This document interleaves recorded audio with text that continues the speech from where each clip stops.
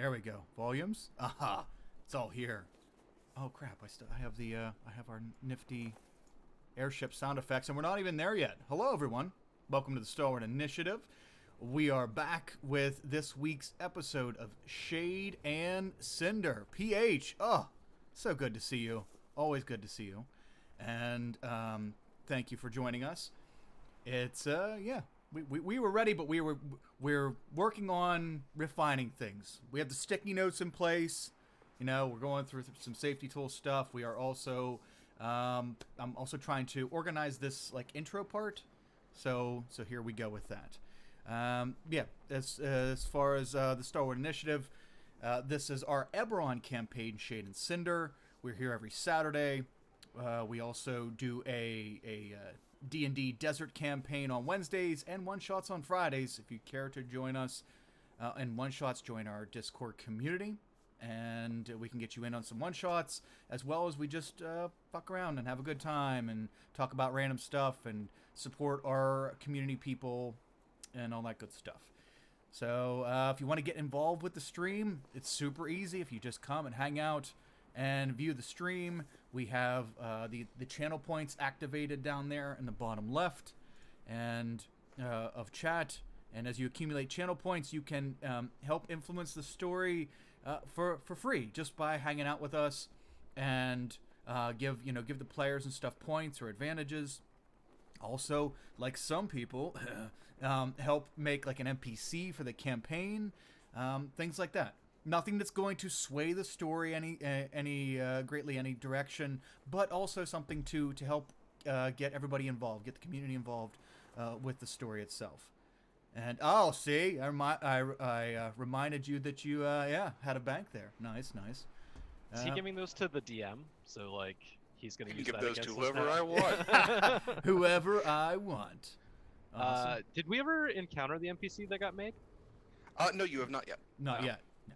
Yeah, and those aren't like a burst thing. They don't just show up. Those the DM, whoever the DM is, Derek, and I'm going to have one coming up here soon that somebody forewarned me they're going to be cashing in points for the other campaign. So it's not something that it's gonna fit seamlessly into the story because Derek is a great DM and he can do that. And also if you like to sub, donate bits and straight up donations, those will all go towards for right now.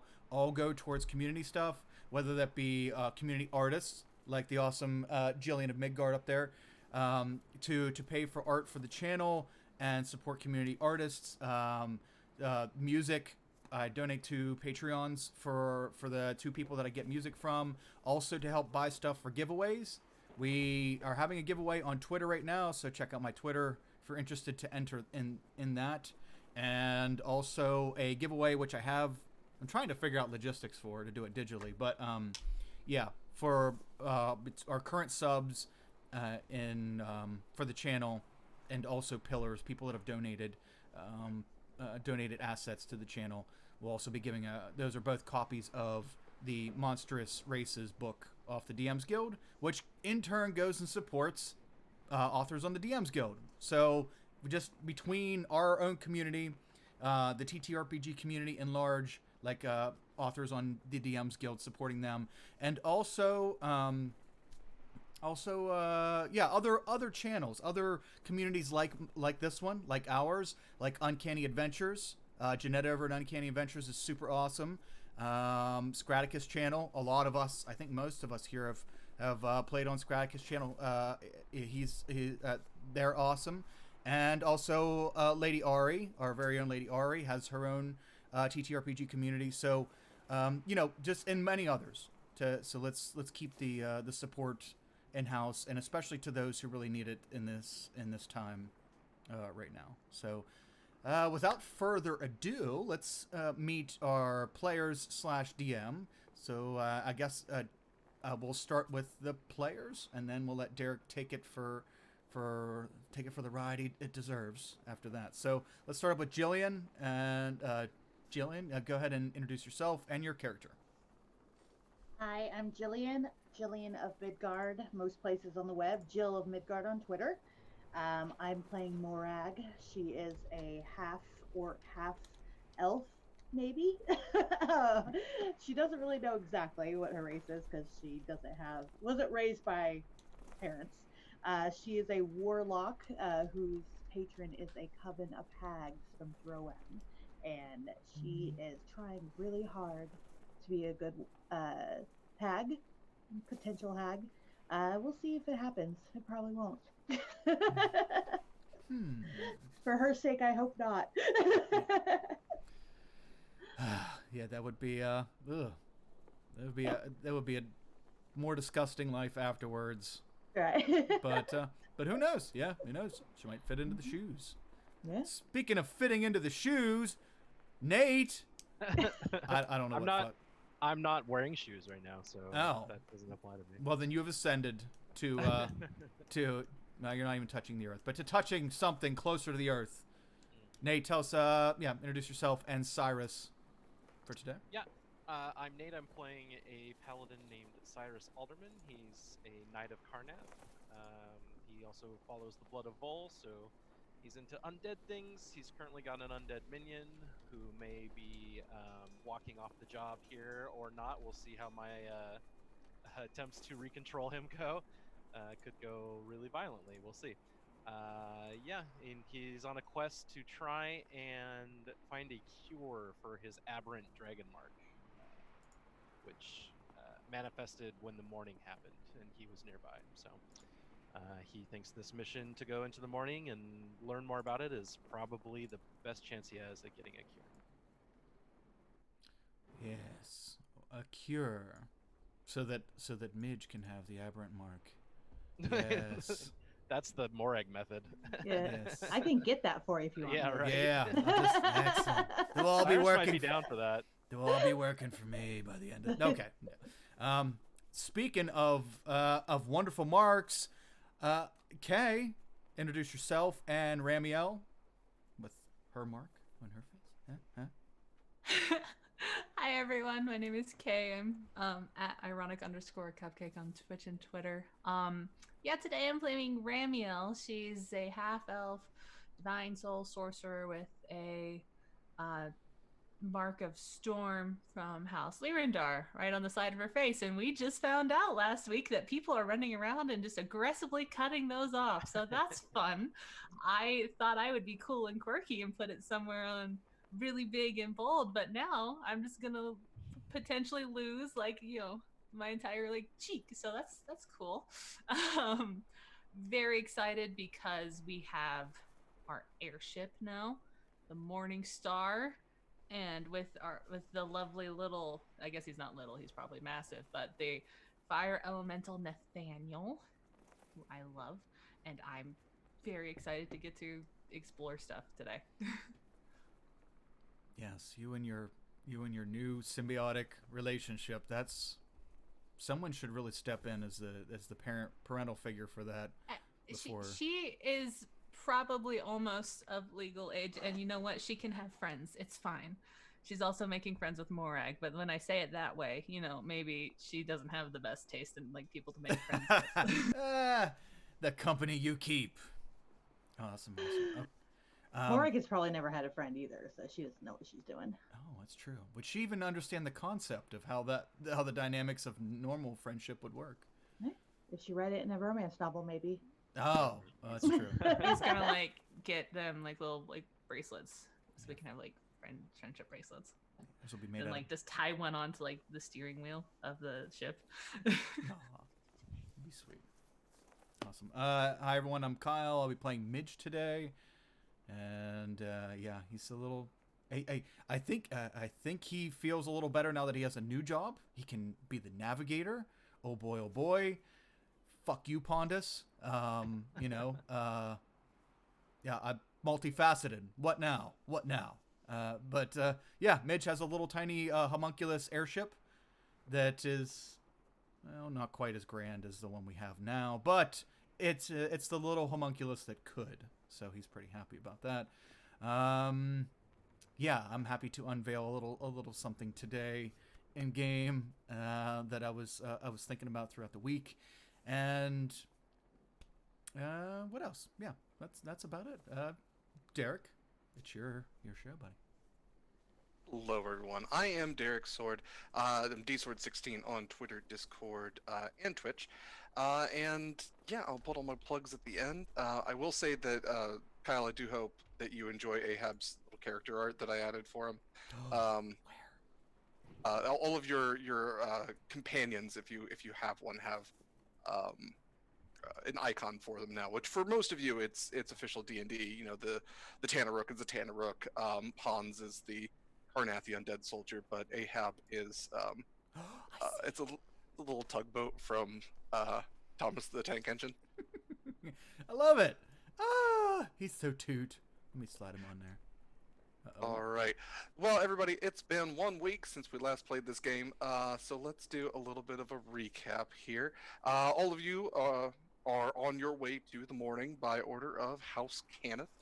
You met with Barracks Cannith, who asked you to investigate the Mourning itself and come back with some piece of intelligence or technology to somehow salvage his crumbling family and family name, and also to help him rise to the top of his family so that he can salvage it. You fought some Emerald Claw, you took control of a train, you then took control of another airship, and were successful, made it into Starlasker, met with the town guard, who were a little hostile, but you were able to talk them down just fine. You parked your new airship at a less than reputable docking station, but it's better than parking it at an official House Lyrandar docking station and perhaps having it confiscated. You left your ship there, paid him 100 gold to get it worked on while you slept, and spent the night at the Gold Dragon Inn. So let's go ahead and pick up right from there. You'll awaken after a restful sleep, or sleepless rest in the case of Morag, Whistler, and Hans. You're at the Gold Dragon Inn. And actually, I should ask, Morag, is there anything that you typically do at night? I know on the train you sketch some of the outside. Is there something you did? I usually work in my Book of Shadows and like journal. I tell my my grannies what is happening, what I've learned. I'm pretty much live tweeting this entire campaign to them. Sure. So Yeah, I do know that Morag has collected a couple of the pieces of skin with the dragon marks and has placed them inside of her book as kind of wet bookmarks, just so the sisters can see that as well. Okay, good to know. So yeah, you awake at the Gold Dragon Inn. Once again, you've received stellar services by way of House Cannith emblems that each of you wear. Opens doors. Once again, you've awakened to freshly clean clothes, polished armor. There's a warm breakfast that's delivered to each of your rooms. I do imagine that Hans probably does stay with Cyrus. He probably wouldn't need his own room. No, I was actually reading about that, and they like turn off like robots and just sit there like inactive. It's Super really weird. unsettling. Yeah, so he'd probably park himself outside my door and just kind of guard the hallway. Okay. Well, it was about midday when you took control of him last, so it's totally up to you as to when you want to do that again. You can do it earlier, but yeah, if it gets to a certain point in the day, that command you have over Hans will break. Yeah, I was thinking of doing it now. Okay. Let's go ahead and do it now then.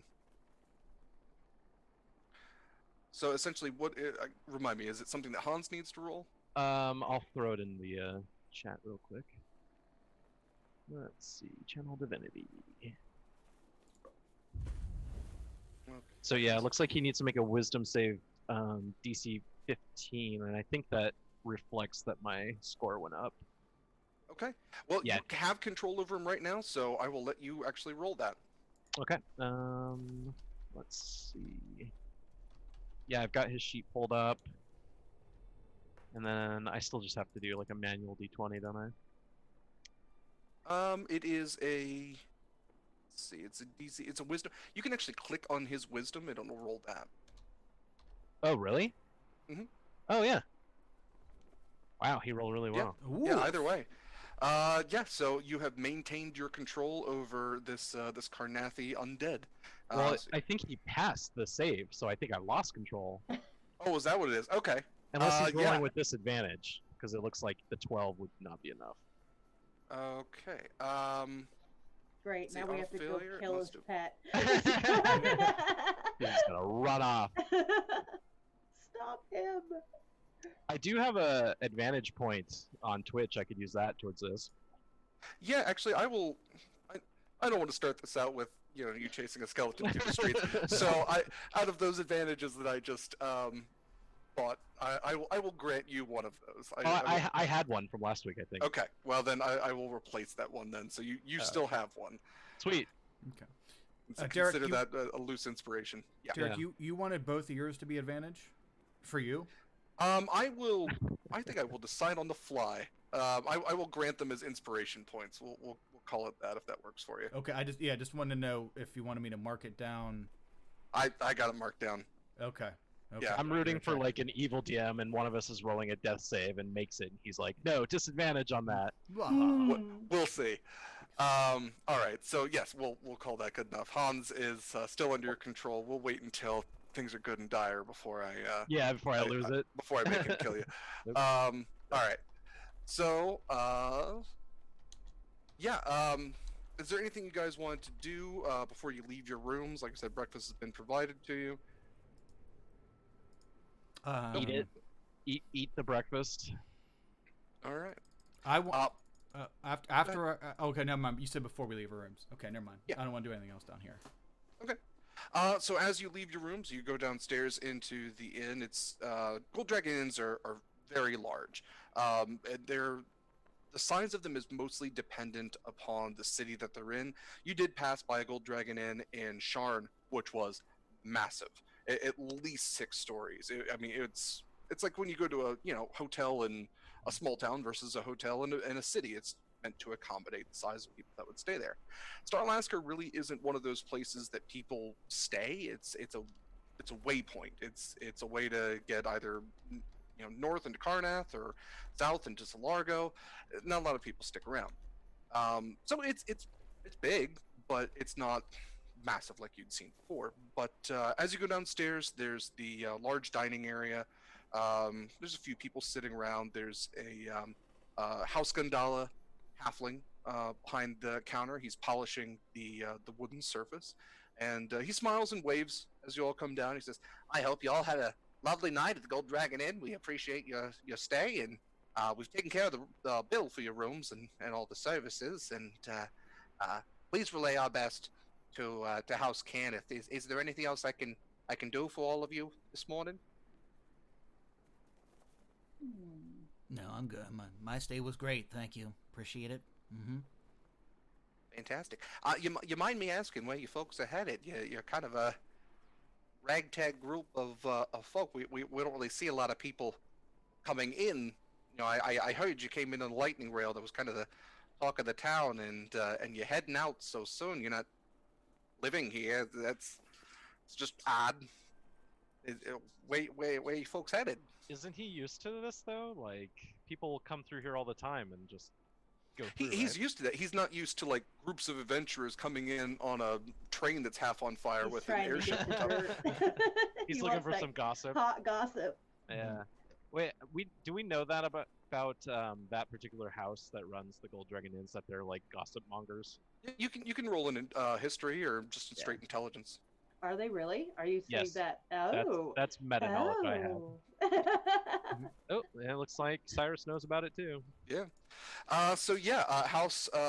If I keep saying Gundala, that's not right. It's Galanda, and I might say Gundala a lot. It's House Galanda. They are particularly known for the service industry. They are the ones that, if you see a House Galanda symbol on a restaurant, that's like 5 stars. It's like a Michelin rating. If you see a House Galanda symbol on a hotel, 5 stars. It's guaranteed that you're going to get the best service. But that's not necessarily their main. That's not where the house gets most of its power. It gets most of its power by running these places and listening in. So absolutely, they trade in information, they trade in favors, and that's kind of their main business, but not the one that's advertised. So yeah, if you see the blink dog symbol, which is the symbol of House Galanda, that ensures that you're going to get great service, but somebody might be listening in to your conversation while you're receiving that service. It's not necessarily nefarious. They're just Yeah, it's the same as any innkeeper. You know, if you play Skyrim, you can go to an innkeeper and go, "What's the hot goss?" and they're gonna spill the tea, and that's what House Galata does. Yeah, I guess I'll just say we're on a mission to investigate the Mourning. Our ride-in was a little bit bumpier than we expected, and things got a little messy, but it worked out in the end, except for all those people who died and got zombified and then died again. Yeah, no shit. All right. Okay, you're going to the Mourning. That's intense. Not a lot of people do that. We think we can do it successfully. We hope that we can anyway. Yeah. All right. Well, you all seem incredibly confident. Please stay again out a House Galanda rated institution at any time. Thanks again for your patronage. Can we leave a tip for the housekeepers? No. Yeah, certainly. Our staff is always appreciative of nice reviews and perhaps a monetary compensation for extra good services. I'll leave them a gold because they polished up Hans while he was standing guard out there motionless. So that was very nice of them. Yeah, we just figured you got a pile of bones. They looked like they needed polishing. He wasn't moving any. Yeah, they probably just figured he was part of the decoration, but you know that's above and beyond. So yeah, I tip a gold for them. All right. Well, thank you very much for your kind words and your extra gold. It's much appreciated. All right. So if you guys don't have anything else, you can make your way to the docking tower. Let's see. So yeah, leaving the Gold Dragon Inn, it is a short walk through the streets of Starlasker to Bevan's Dockendine. So I decided to name it. It's still early in the morning, and there is a light haze in the sky. Remy, you can actually pick up. Probably it's for your Marco House Lyrandar, which is a house known for sailing the high seas and piloting airships, but you pick up that unique scent in the air that maybe rain is on its way. But for now, the sun hangs low between a collection of fluffy clouds in the sky.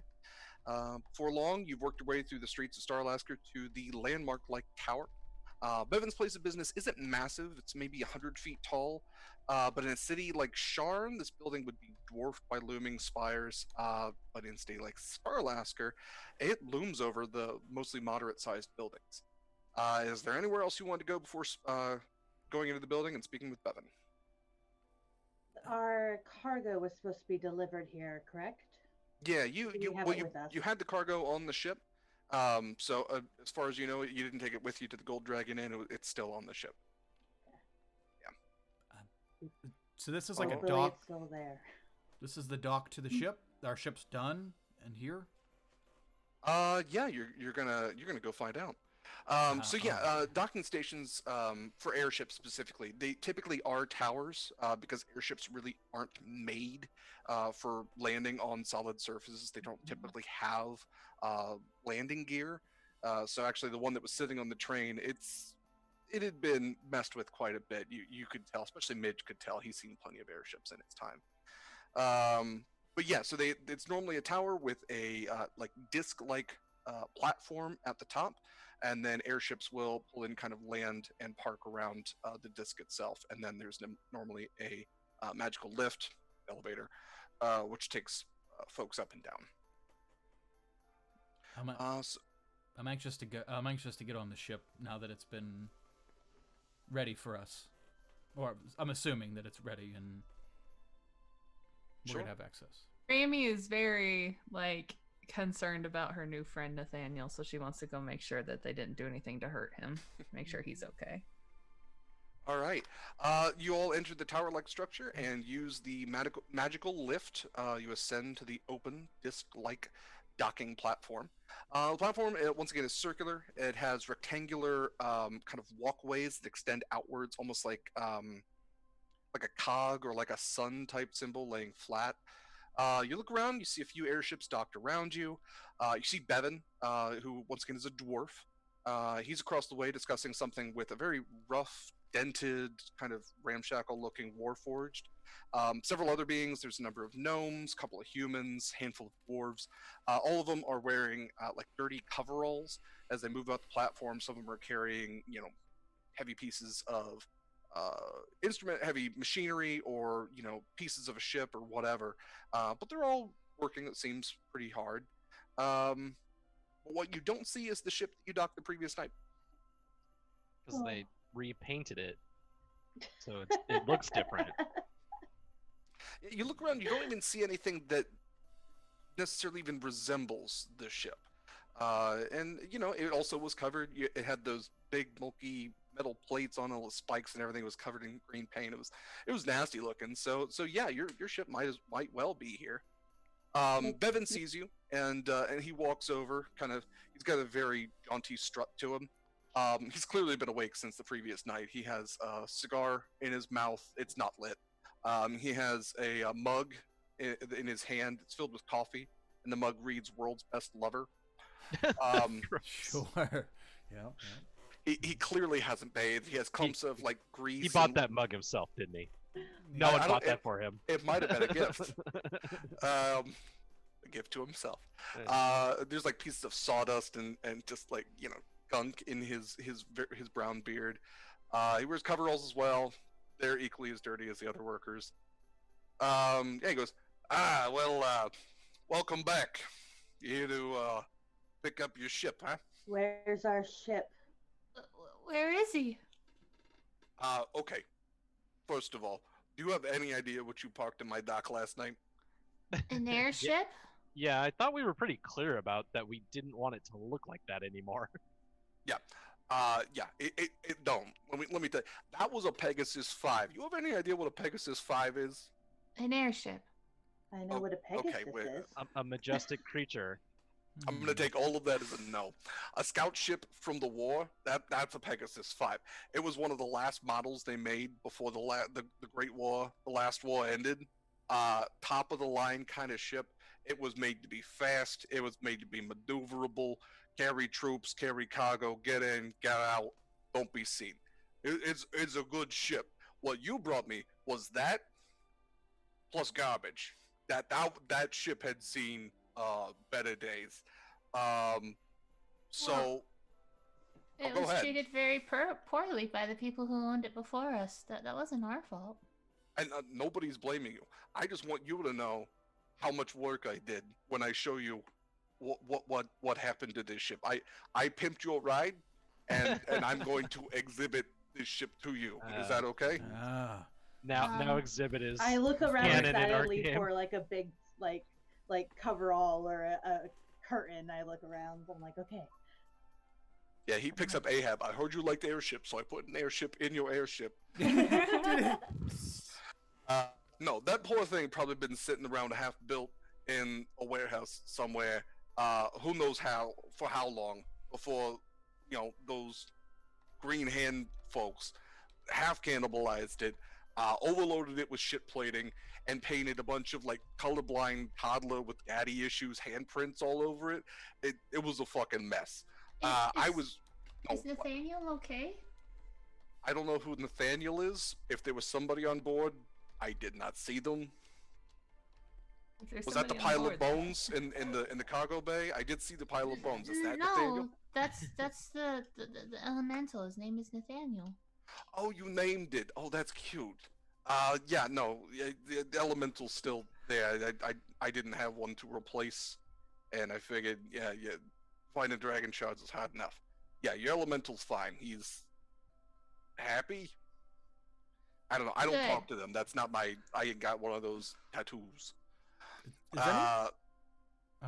Does anyone in this world see that as like oppression to elementals? The whole keeping them inside in these rings. Like, does that bother them at all? Do they? Is there like a movement to free the elementals from the ring, kind of thing? Like in Harry Potter with the house elves. There's like. Yeah, it's not mentioned in any of the books, but maybe. Yeah, people are more focused on Warforged at this point. There's a big protest movement against Warforged in a lot of places because they're weapons of war. Don't give them sentience. So yeah, there's that. But yeah, most people are just like, hey, I need to get A to B and I need to do fast. Let's harness goddamn elemental. They can keep going. They're immune to exhaustion. It's literally harnessing the elements. Is it wrong to harness the elements to power a ship, Kyle? I'll ask you that. Should we not use sails anymore? Oh, if the elements are okay with it, but I just wasn't sure if there was a standard. Are they okay? I guess maybe Midge should ask Rami. Midge, you're gonna be a eco-terrorist. Is that your plan? Exactly. I'll free all these damn elementals. We'll see. I'll be right it's pretty standard. House Lyrindar harnesses all different types of elementals for their elemental galleons, which sail the seas. House Orion, harnesses elementals to power the lightning rail. House Lyrindar, once again, uses elementals to power the airships. Elementals are used to power forges, and it's what they do. I would liken it to even Neverwinter in the Forgotten Realms, how it is immune to the winterous conditions of its area because of the fire elementals that live beneath it. So I think they're just utilizing what's there. Mm-hmm. Sure. Okay. Just wasn't sure. Yeah, no, it's good enough. It's not mentioned, but yeah, you have to imagine somebody's out there going like, feelings. Rami exists. But yeah, that's what I'm saying. If she's like really getting wrapped up in it, I wasn't sure if that was something that Midge would know, whether that was something to expect. There be hey, by the way, now that we're friends, can you set me free? Yeah, we're gonna be walking to the morning, aren't we? Yeah. Yeah. Oof. I don't. We'll have to get there. That'll be the final scene. Is I free you, Genie? Mm-hmm. Yeah. It just goes on a rampage and kills everyone that infringes. It's a fire elemental. Just set them loose in a city. Yeah. So yeah, Bevan looks to you and goes, you know what? You all did me a favor, actually. I don't know if you know this. Bevan used to work on the Pegasus 5 right before the war ended. That was what I did. You gave me a nice little, memory. I got to work on something that I like doing. I got to put my hands on it. So let me show you what I did. And at this point, he gestures to a near unrecognizable ship on the far side of the platform. Without all the bulky iron plating and the spikes, it looks sleek and sharp. It's almost like an arrow in design. It has, a sharp silver metal point at the front of the ship. There is the large metal ring that once surrounded it has been replaced by these two almost like crescent, half circle type extensions, which extend now at a parallel degree on either side. Let's see, there are two additional smaller metal rings, which now sit further back on the ship, kind of like beneath where the helm would be on either side as well. There is a large wooden rudder, which is embellished with silver finishes, and that protrudes from the stern. All in all, it's bigger, it's shinier, and there it sits in all of its glory. It is resplendent in the morning sun as light glints off of the polished wood. It shines off of the silver trimming that now is all over the ship. It hovers near the dock. It's tied to the platform at this point. Yeah, he looks to. I should mention it's also it's white at this point with blue trimming in addition to the silver. And Bevan looks to all of you and he says, "So we took just this is traditional color. This is what we used to paint them. Kind of mixes a little bit, but it's got kind of a cool feature. I don't know which one of you is like the captain or the pilot. I don't know how your friend group has a hierarchical structure, but is there like look at Rami? Yeah. This young teenager is in charge. The little tiny things. Just like, I guess that's me. Okay, that's great. Okay, have you spoken to the elemental inside the ship? You flew it here. I'm assuming that's a yes. Cool. Yeah. All right. I want you to think about what color you want the ship to be. Just close your eyes, think real hard. Okay. Okay.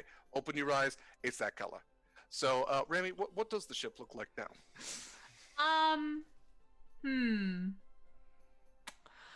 Oh gosh, there's probably some more gold kind of accents, but like a deeper, almost closer to like a bronzy kind of gold, like like kind of in between those two colors. Yeah, like a rose And gold kind of. yeah, but there's still lots of blue because of the blue fire that comes out of it and the whole aspect of blue. There's still lots of blues there, but it's kind of like Ravenclaw colors. There's like that deep like navy blue, and then there's like the bronze, rosy, gold colors with it.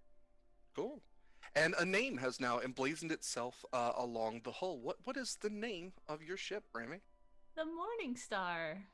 The Morning Star. All right.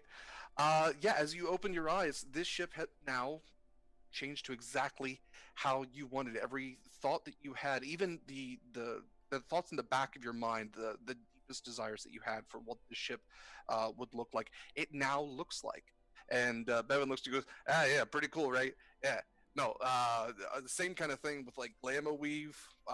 We have like a paint that does that. So if you ever want to change it, it's not like instantaneous. It's not like a chameleon, but yeah, it can change kind of sort of.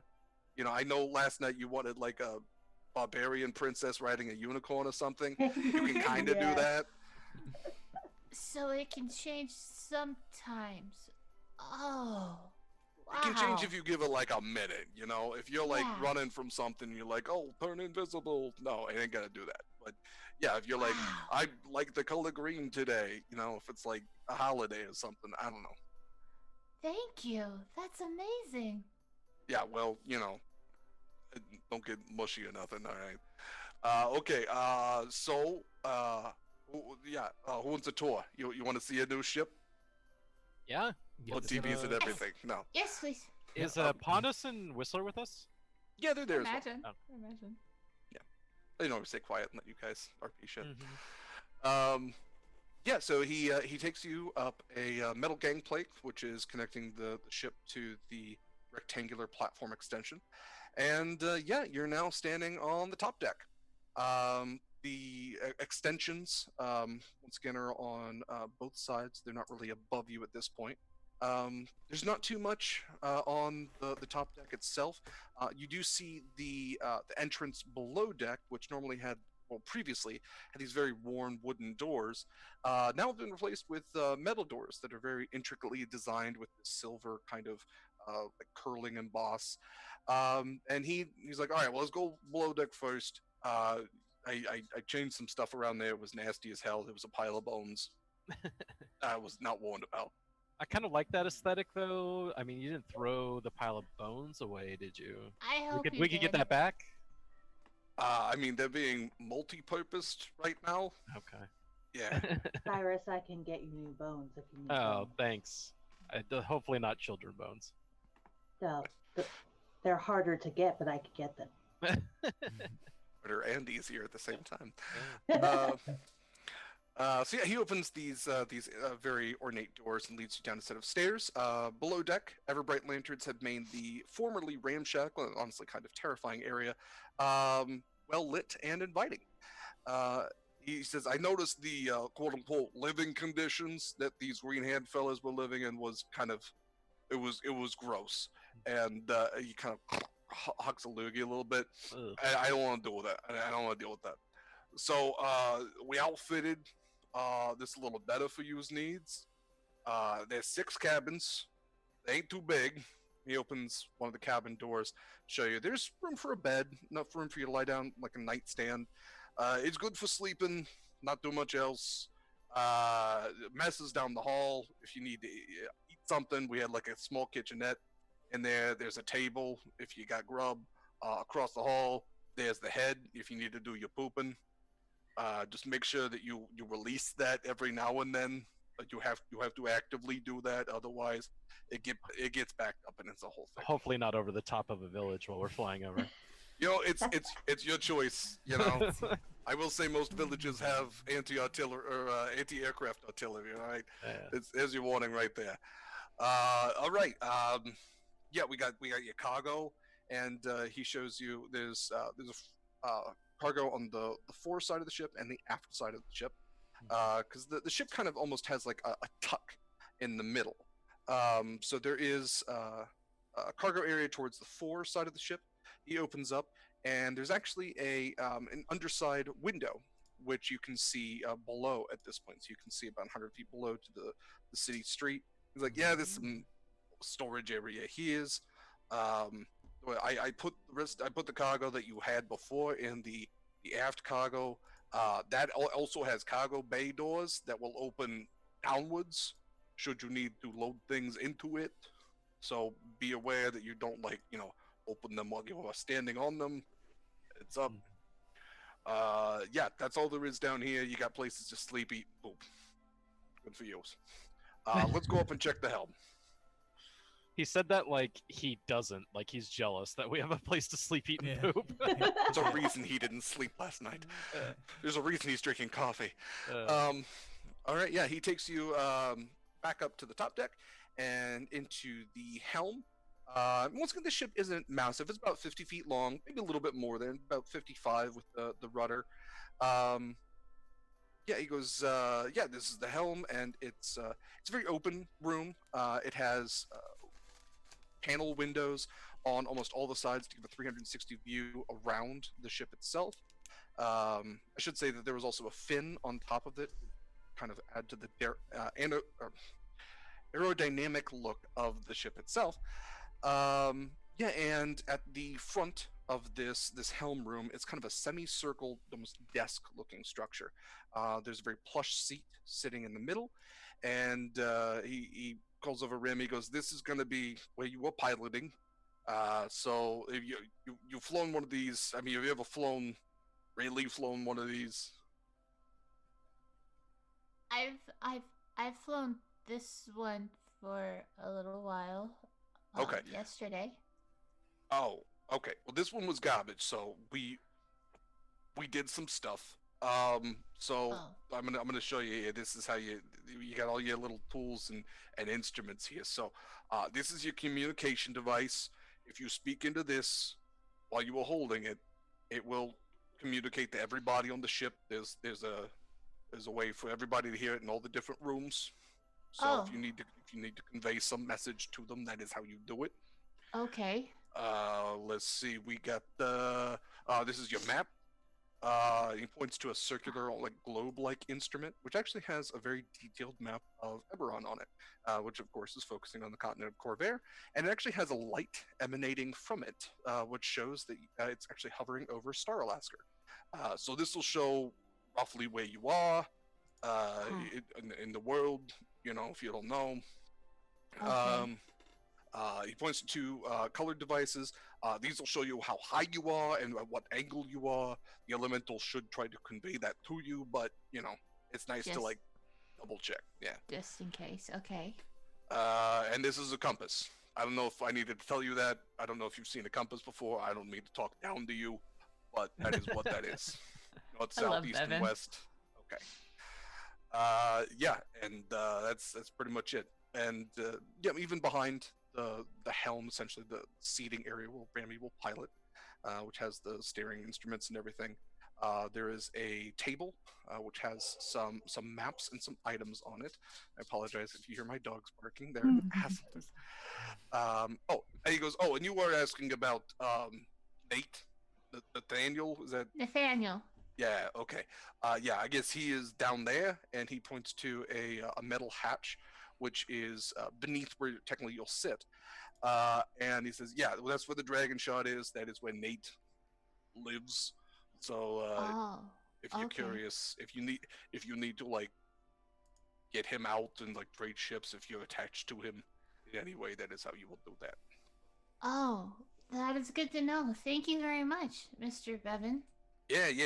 No worries. And oh yeah, speaking of the shit that's on the table, we found some stuff that was left here behind that I guess they had it in the cargo. They were using it, and I guess they won't be using it because they're dead. So I figured y'all might want it.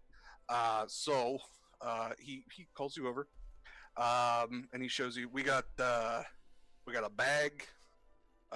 There's a key. We got this nice little bottle, I guess.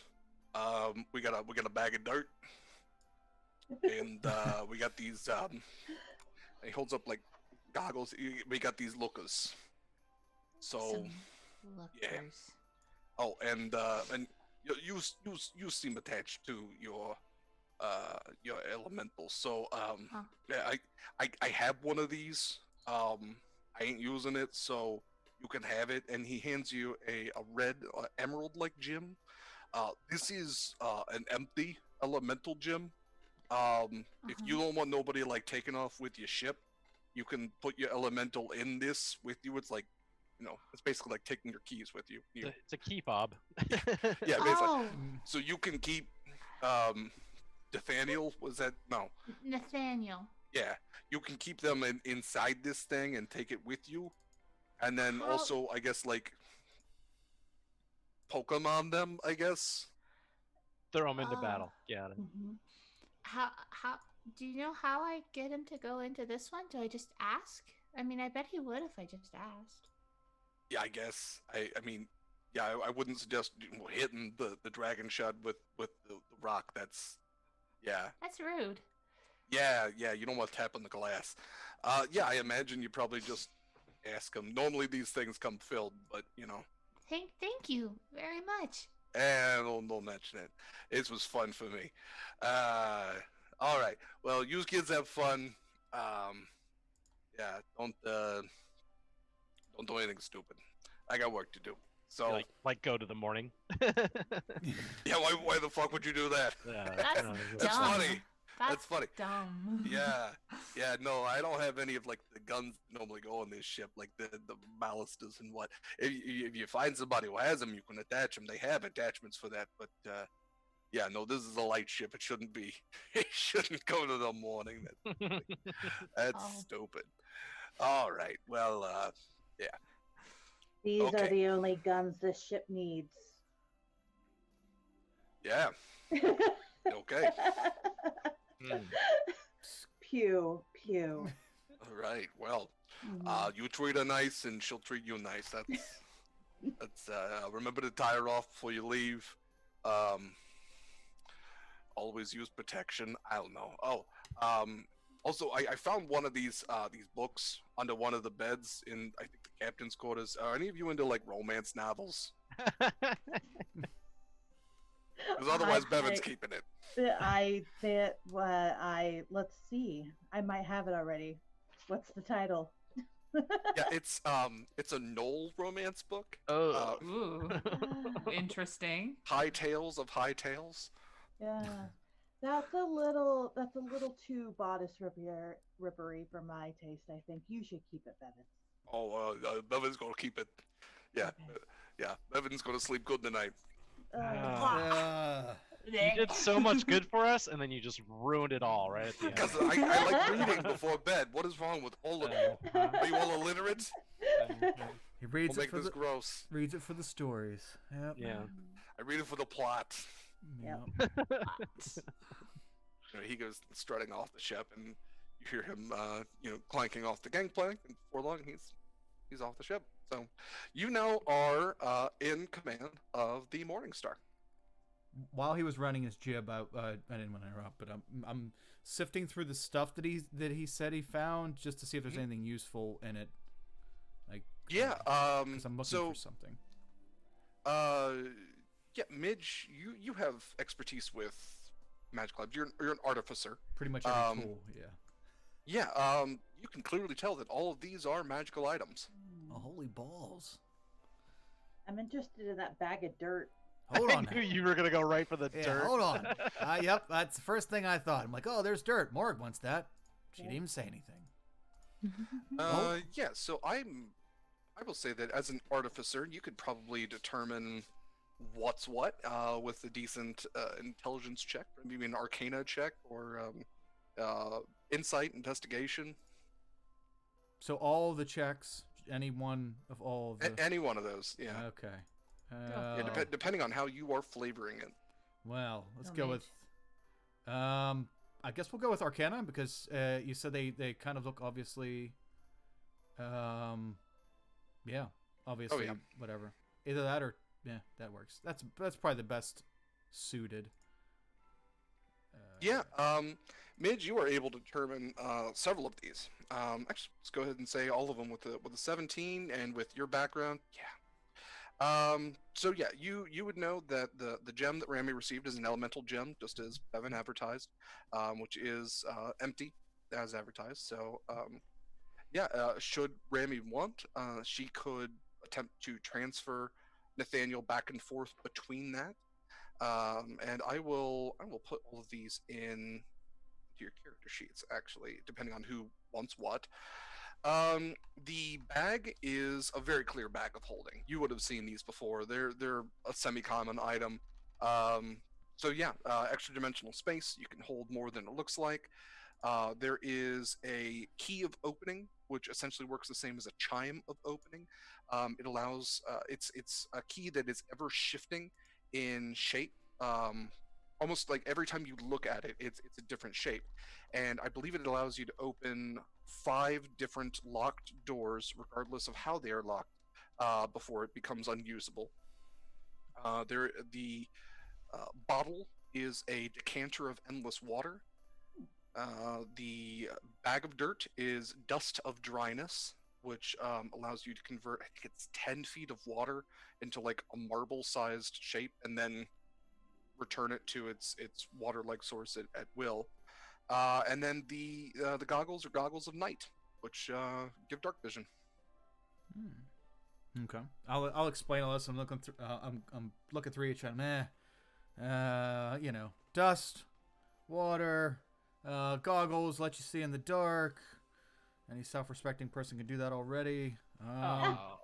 Let's see. It's just going through. Key. A key. That's what I needed. I needed a key.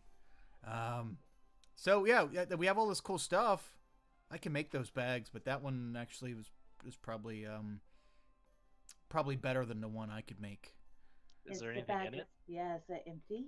Well, let's see here. Let's just reach my hand down in it and root around, see if there's anything in it. You do not feel anything inside. Nope, just the loneliness of space. That's all. Just a little tiny dimension. Can everybody here see in the dark other than me? Is that Yes. what's going on? I am a Even sad man. even Ahab shakes his little his little stern. I guess I'll take the goggles then. Yeah, Pontus and Whistler are there, and they were like, "Oh, well, we necessarily can't, but no, you've absolutely okay. Yeah, take them." Well, Pondus, you helped so much during the train adventure. I guess you deserve some loot. No, that's okay. I can cast light at any time. It's fine. I was being sarcastic. I know. No, Cyrus says that. Yeah. Okay. Yeah, so does Pontus. I write down. I run off the after like making sure everybody can have all the rest of the stuff. I just wanted the key, and I'm gonna run off the bridge out onto the deck. I'll Okay. take the dust of dryness for funsies. I'll write that down on my sheet. Yeah, I will transfer everything over, because it's drag and drop stuff. So that makes it easy. So Morag is gonna take dust of dryness. Right. Rami's probably gonna at least request like to have the elemental storage gem. Yeah, you should totally have that. Okay. Now let's see where that went. Okay. So dust of dryness got added to. It's going to add to your equipment area, and you should be able to look it up with the eye icon. Should you have, if you can't click on it, but it'll have the info there. So let me see. So Cyrus is going to take the goggles. I need to get the DM's guide. That way you can just go. Click and slide it over into the sheet. Oh, that's what I'm doing. Yeah. I should have thought of that. Yeah. Oh, they're in the SRD? Oh. Oh yeah, buddy. Nifty. I didn't know they had that many. All right, Midge is going to take and yeah, once again, it's called a chime, but we're gonna. I think it's dumb. Sure. All right, so Morg had the dust of night. Cyrus had the goggles. Midge has the chime of opening. There is still a bag of holding and a decanter of endless water. Anybody want to pick those up? I want a bag of holding. How does the water work because that's probably just gonna be good to have around with how much fire bullshit Rami does. But I don't It's know a who would be shit best fire for her. extinguisher. To It have. actually works as both. So a decanter of endless water, and Mitch would be able to convey all of this to you. It weighs about 2 pounds. You can use an action to remove the stopper and speak one of 3 command words, whereupon an amount of fresh or salt water, your choice, pours out of the flask. The water stops pouring at the start of your next turn. You can produce a stream, which gives you a gallon, a fountain, which gives you 5 gallons, or a geyser, which produces 30 gallons and gushes forth a 30-foot long and 1-foot wide blast of water.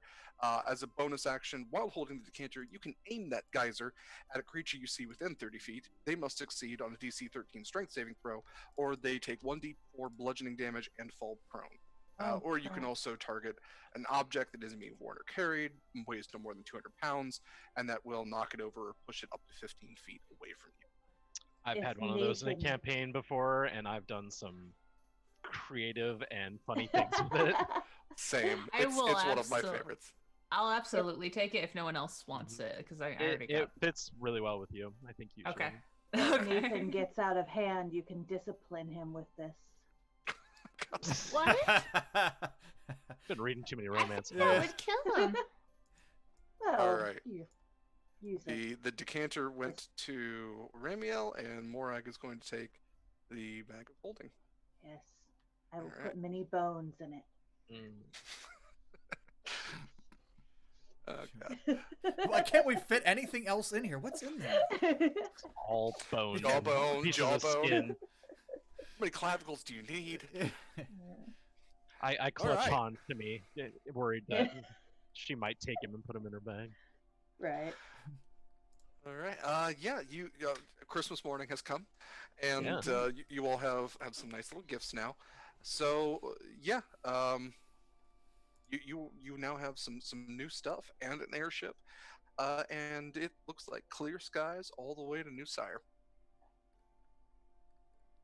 I You said guess Rami we're ready. sensed that there was a little bit of like a storm in the air. Yeah. But as you look towards the south, which is where you'd be heading, it looks like the storm's going to be behind you. Storm's moving in from the north.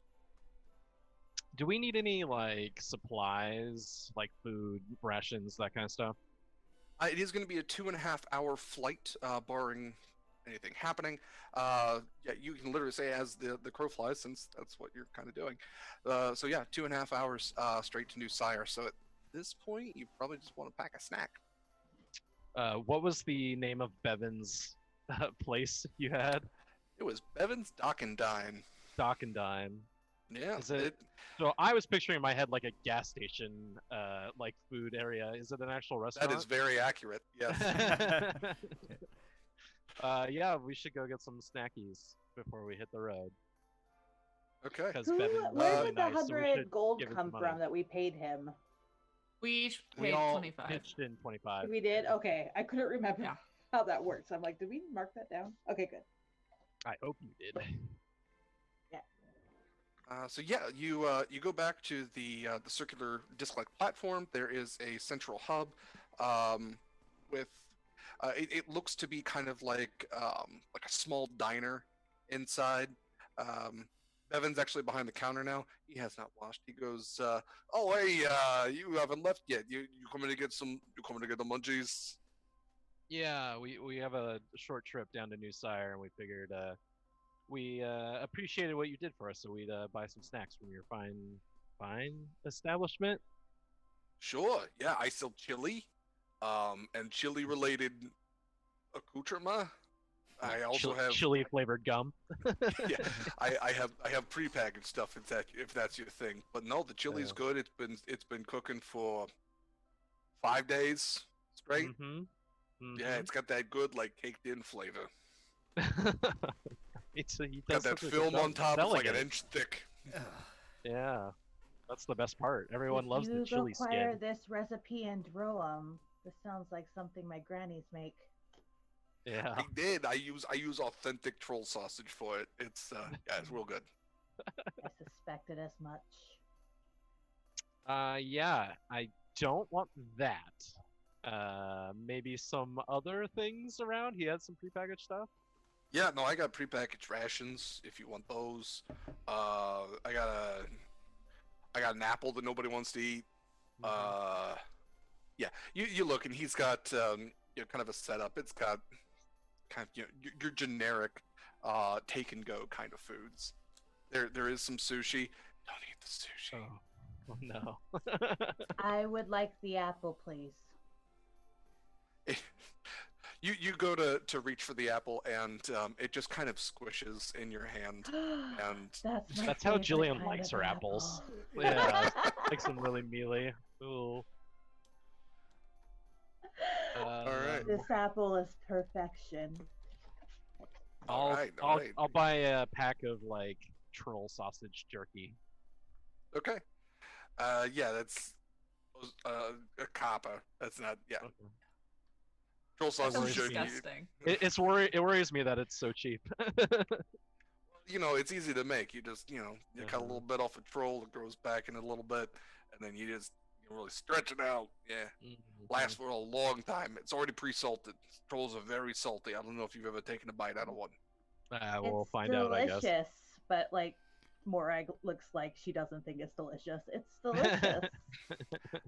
Okay, I can't eat it no more. My Okay. doctor tells me I need to get down on my sodium, so Okay, how's your snack?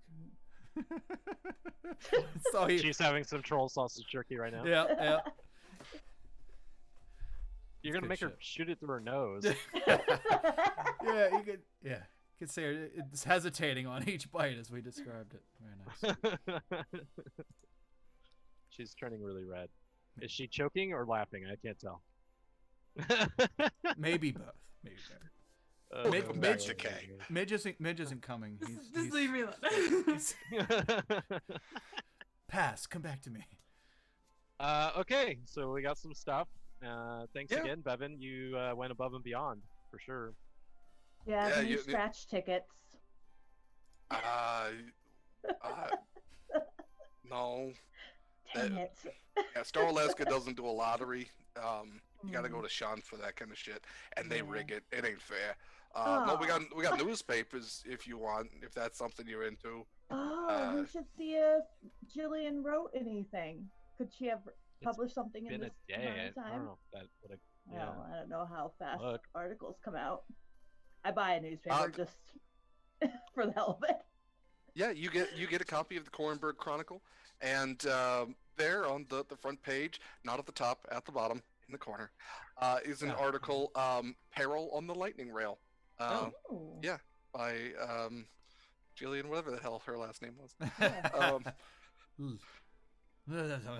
That's gonna Maybe she just goes by one name, like a Lazarfeld. a moniker.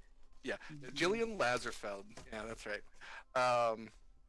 Yeah, she wrote a story. You all are mentioned in very exaggerated detail. Talking about like thousands of zombies and a portion of the train broke off and fell. But yeah, the story essentially is true. Yeah, Does she mention us by name? She mentions Morag. Yeah, she misspelled all of your names. But you all are mentioned. Yeah. I'm very disappointed in her reporting skills. It's like Gormag and Virus. Does he have any maps we can buy? I don't know if we have maps. There is a one attached to the ship. Yeah, that's like a GPS thing. I'm talking about something I can like scribble on and pretend I'm doing cool strategic tactics on. Yeah, actually, I should have mentioned that was on the table as well. He had retrieved the maps from the captain's quarters. I meant to mention that. So those were on the Okay, so table we do as have well. that. Okay. Yeah. It's a map of Khorvaire. There's nothing too detailed about it, but yeah. Okay. So we probably need to start making a plan of what we want to do once we get to the morning. I know we didn't really settle on anything. We can do that as we fly. Yeah, that was the plan. All right. I'm To good. this ship. Yes, Okay. Mitch. I was just gonna say, if you guys were coming back up, Yeah, I'm just gonna be sitting on the Midge is gonna be sitting on the deck, fiddling with something, and I'm going to touch Ahab, and give him the old magical tinkering.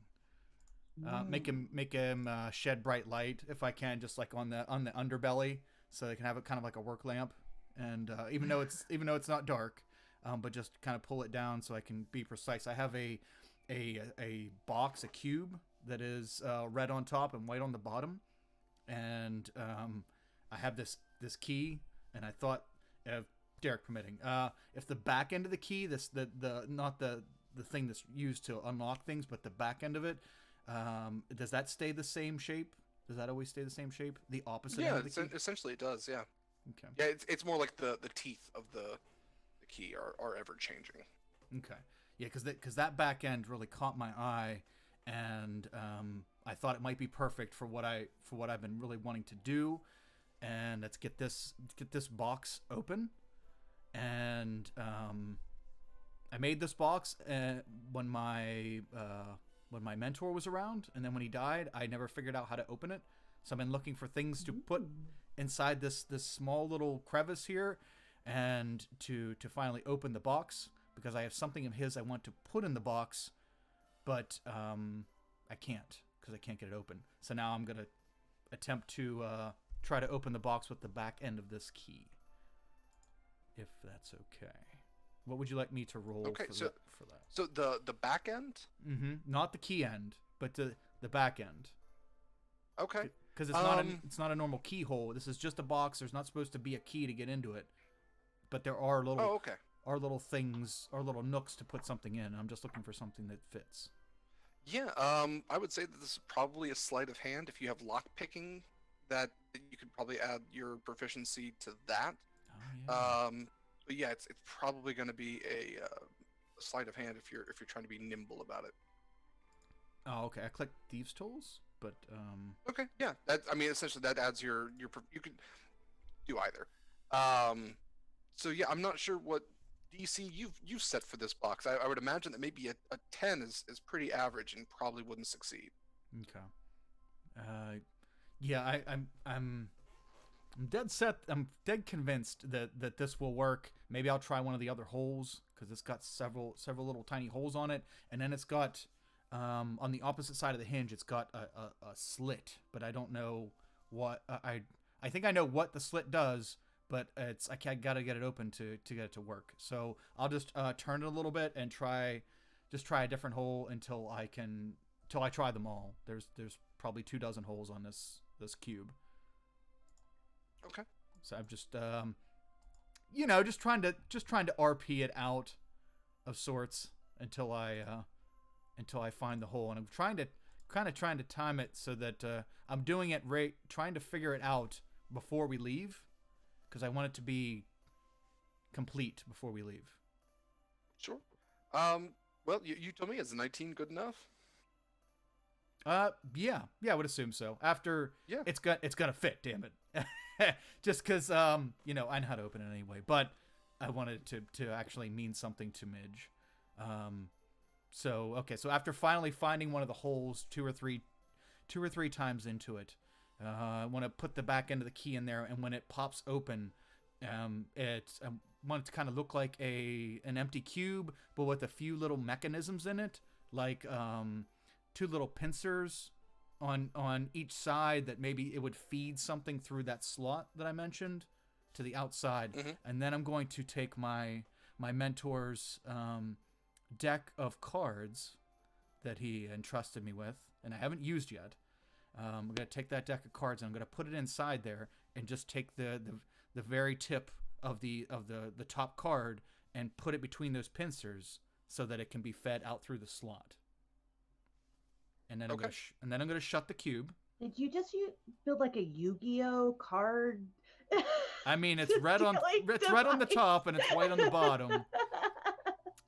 But I don't want to throw it. I don't want to throw it because that takes that level of control away. So what I want to do is maybe a hybrid. So I want to close that, and I'm excited because this was the only thing I have left of him that his estate, the people that are controlling his estate, didn't fucking take from me before they threw me out on the street. So I'm excited that now I found a home for his deck of stuff, and I want to wait until we're getting ready to leave, and then I want to use it. Okay. Yeah, you have successfully figured out your Pokebox, and yeah, you put your cards inside. Is there anything else anybody else want to do before you cast off? Is there a private room? I probably should have done this in the hotel, but I just now thought about it because after seeing how small the bunks were, there's not a lot of privacy on the actual ship. Is there a You can go to the gas station restroom. gas station restroom? Bevan's bathroom. Is there one of those? Yeah, there is there's a men's restroom, a ladies' restroom, and an other restroom. Okay. Which one does Yeah. Mora go into? I'm very curious. I go into. I peek Those are in inside other all ladies' three. restrooms. Yeah, I peek inside all three and choose the one that looks cleanest. The ladies' restroom, and this goes against actual logic because I used to clean them when I worked at a bookstore, but the ladies' restroom is actually cleanest. Yeah. All right, so I go in there. Please excuse me for a few seconds. I'll be right back. And then She must have had the chili. Yeah. Oh. I go in to the bathroom. I lock the door behind me. I unlace my leather cincher. I take off all my clothes. I pull my augury bones out of the belt and I set them in a circle on the ground.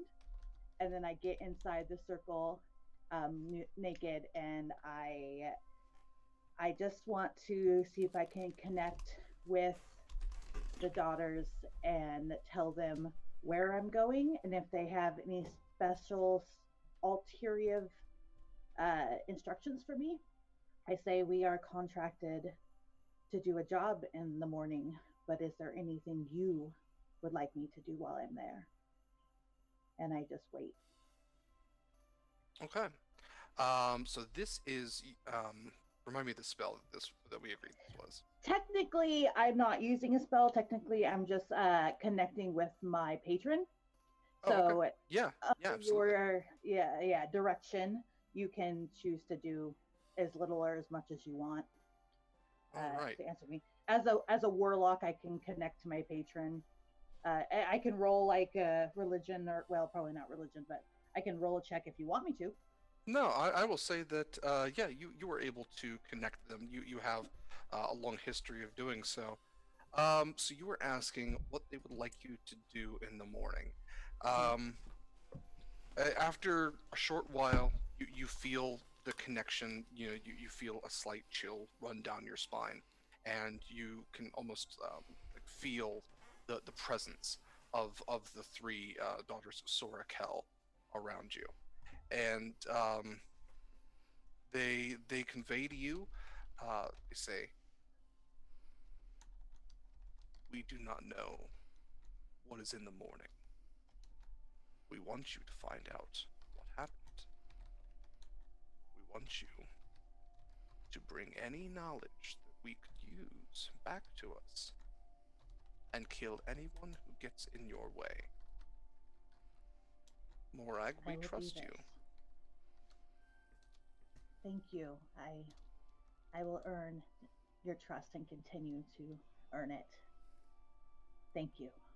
Keep writing in your book and keep us aware. We will send further information should there be any. I will continue to speak to you. Thank you. Stay safe. And I kind of break the connection and I put the bones back in my suede belt, put my clothes back on, lace myself back up, and head back to the ship. Cool. All right. Anything else? Anything from Cyrus or Remy? I'd like to try the jerky. While I I'm would waiting. recommend not. I'm It brave. is- I'm a brave man of Karnath. I could take it.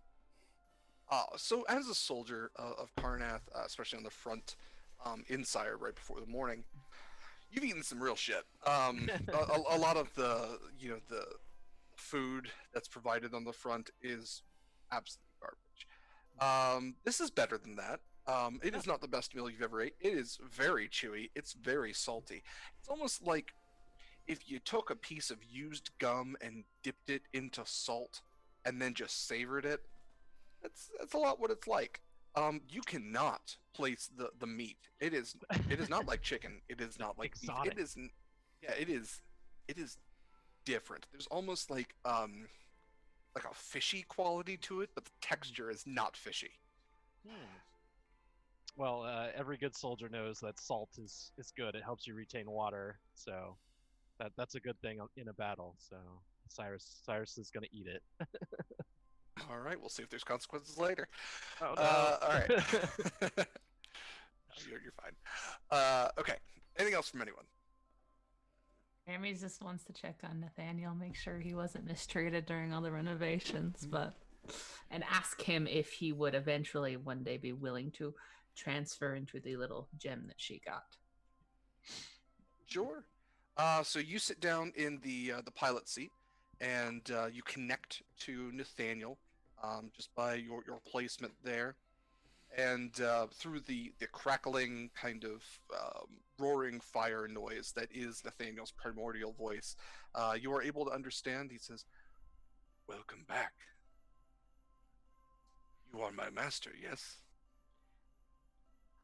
Yeah, are you okay? I'm sorry I was gone for so long. We had to go sleep. You do not ever need to apologize to me. You may come and go as you need. They didn't do anything to you while they were fixing the ship, did they? Are you okay? I am as I have always been. I am fine. Oh, I No got one has this. ever asked me that before. Well, I want to be a good partner with you. I don't want to treat you poorly. I want to make sure you are doing well. I partner. We work together. Oh. That is good. Yeah. Yes. Yes. Yes. Oh. I was given this little gem thing, and the man who fixed the ship said that I could ask you if you could go into it sometime, so you don't have to be stuck on the ship whenever we have to leave. So you could come with me. Do you know how to do that? Is that something you would do? Yes. It is. It is much like my home here, but it can go. I will go wherever you ask me to. That is what I am here for. Oh, okay. Well, we don't need to right now. We're actually gonna fly soon. But if I ever need to leave, I don't want anyone to try to steal you. So I think we should do that whenever I have to leave the ship, and then you can come with me places. Then that is what we will do. Okay. You ask, and I shall do what I can to perform your tasks. Thank you. And if there's ever anything I can do for you, I don't know how elementals really work or what they need, but if there's something you need from me, just tell me, okay? I will. I will. Okay. All right. Yeah. And then otherwise she's just like ready to go. She's probably gonna need some help. Like, okay, no, Rami, we're going this direction, but we're not flying that way. We're going this way. But That's what the Yeah, well, Remy, navigator is for. yeah, exactly. Yeah, so remember you have your instruments set out before you. Once again, as you put your hands onto the steering device, you feel this intense connection with Nathaniel. You are aware of every piece and part of this ship as if he, you, and it are all one. And very intuitively, you begin to move the ship. Has anyone disconnected the ropes? I hope so. Yes, we were specifically If told we to. were going around and like getting ready to like everyone's like doing their like running around getting ready and stuff, then Cool. Yeah, there's a couple of dock workers that see you all getting ready. The very piecemeal Warforged comes like running over and unties all of the ropes and kind of he just waves you off, and a piece of his arm falls off as he's doing that. Aw. Picks it up. It's gone. okay. Yeah, you have all you're all on the ship, hopefully. Yes. Yeah. Good. And yeah, Remy, you back the ship out of its docking station, and you are airborne. Midge, you wanted to do something at this point while you were taking off. Yes. So I know this might be hazardous, so I want to do this before it's contained to the ship. So I figure if I just try to do this over the side of the ship before we leave, that whatever it's got to do, it's got to do it in the middle of the air, and it'll be okay. Nobody will be hurt. So I want to get up. We can flee. Yes. I want to get up on the side, on the side of the ship. I'm gonna hold my box right here. And okay. I've been practicing this. Okay. And I want to the small node on the top of it that will push down on the deck of cards and slide the top card through the pincers and out through the hole. I'm gonna say, okay, he told me that it can make guards and the people will be scared and they wouldn't hurt us if the guards came out. Guards, I choose you! And I'm gonna hit the button and shoot a card out from the side of the ship. And then remember, as the card is on its way down, that it won't actually trigger until it hits the ground. Okay. I forgot that detail before I hit it. I was hoping it would do it in the middle of the air, so whatever it was would disappear. But okay, so I'm just gonna peek down over the side and keep an eye out to wait to see what happens or what manifests over there. So gonna use my deck of illusions, and son of a bitch, I gotta look in the DM's, the Dungeon Master's Guide, don't I? Let's see. Yeah, let me I see think here. Deck of Illusions is in the yeah, it's here. So It's in the if you have, it is. Okay. So yeah, if you draw a card, I will tell you what that is. Okay, what do I roll? A D100? I think you can actually like draw a card. No, you can't pick. It's got to be random. That's the yeah, beauty. that's what I'm saying. You can get a deck of cards on Roll20. I guess otherwise, what did they say here? Well, there should be a chart. Okay, I'll look it up. Full deck has 34. It's usually missing 1d20 -1 cards. Magic. Yeah, I rolled for that at the beginning of the game. I have 31. It was missing 3 cards. I have 31 and the what's it called? Deck of Illusions. I'll look it up right here. One sec. Did you Oh, do here we this go. from the top of the ship where we could see you? Like, are Oh, you yeah. trying to be covert? Like, No. you want us to watch you? Okay. No, I wanted to actually I wanted it to do something in the air, and so that everybody could see it. Okay, here we go. But I oh, you're right. It is a fucking card thing. Shit. Okay. But you said Roll20 has. I've never used Roll20's. Yeah, here. Let me Deck see if I for- can add a deck for you. That is one thing I don't know about. I don't know how to use decks of cards. Yeah, I did it by accident when I was first playing around on Roll20. Let's see. Is it like a handout, or where's it at? There we go. So shuffle.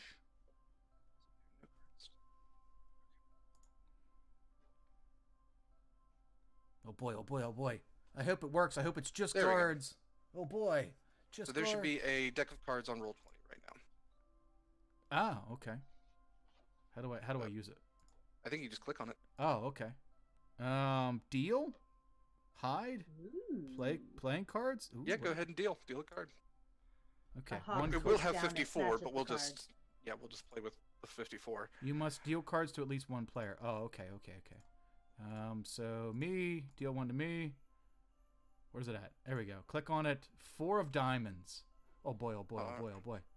Let's see here. Where are we at here? Oh wow, you'd think they'd be organized into Yeah, not even a little bit.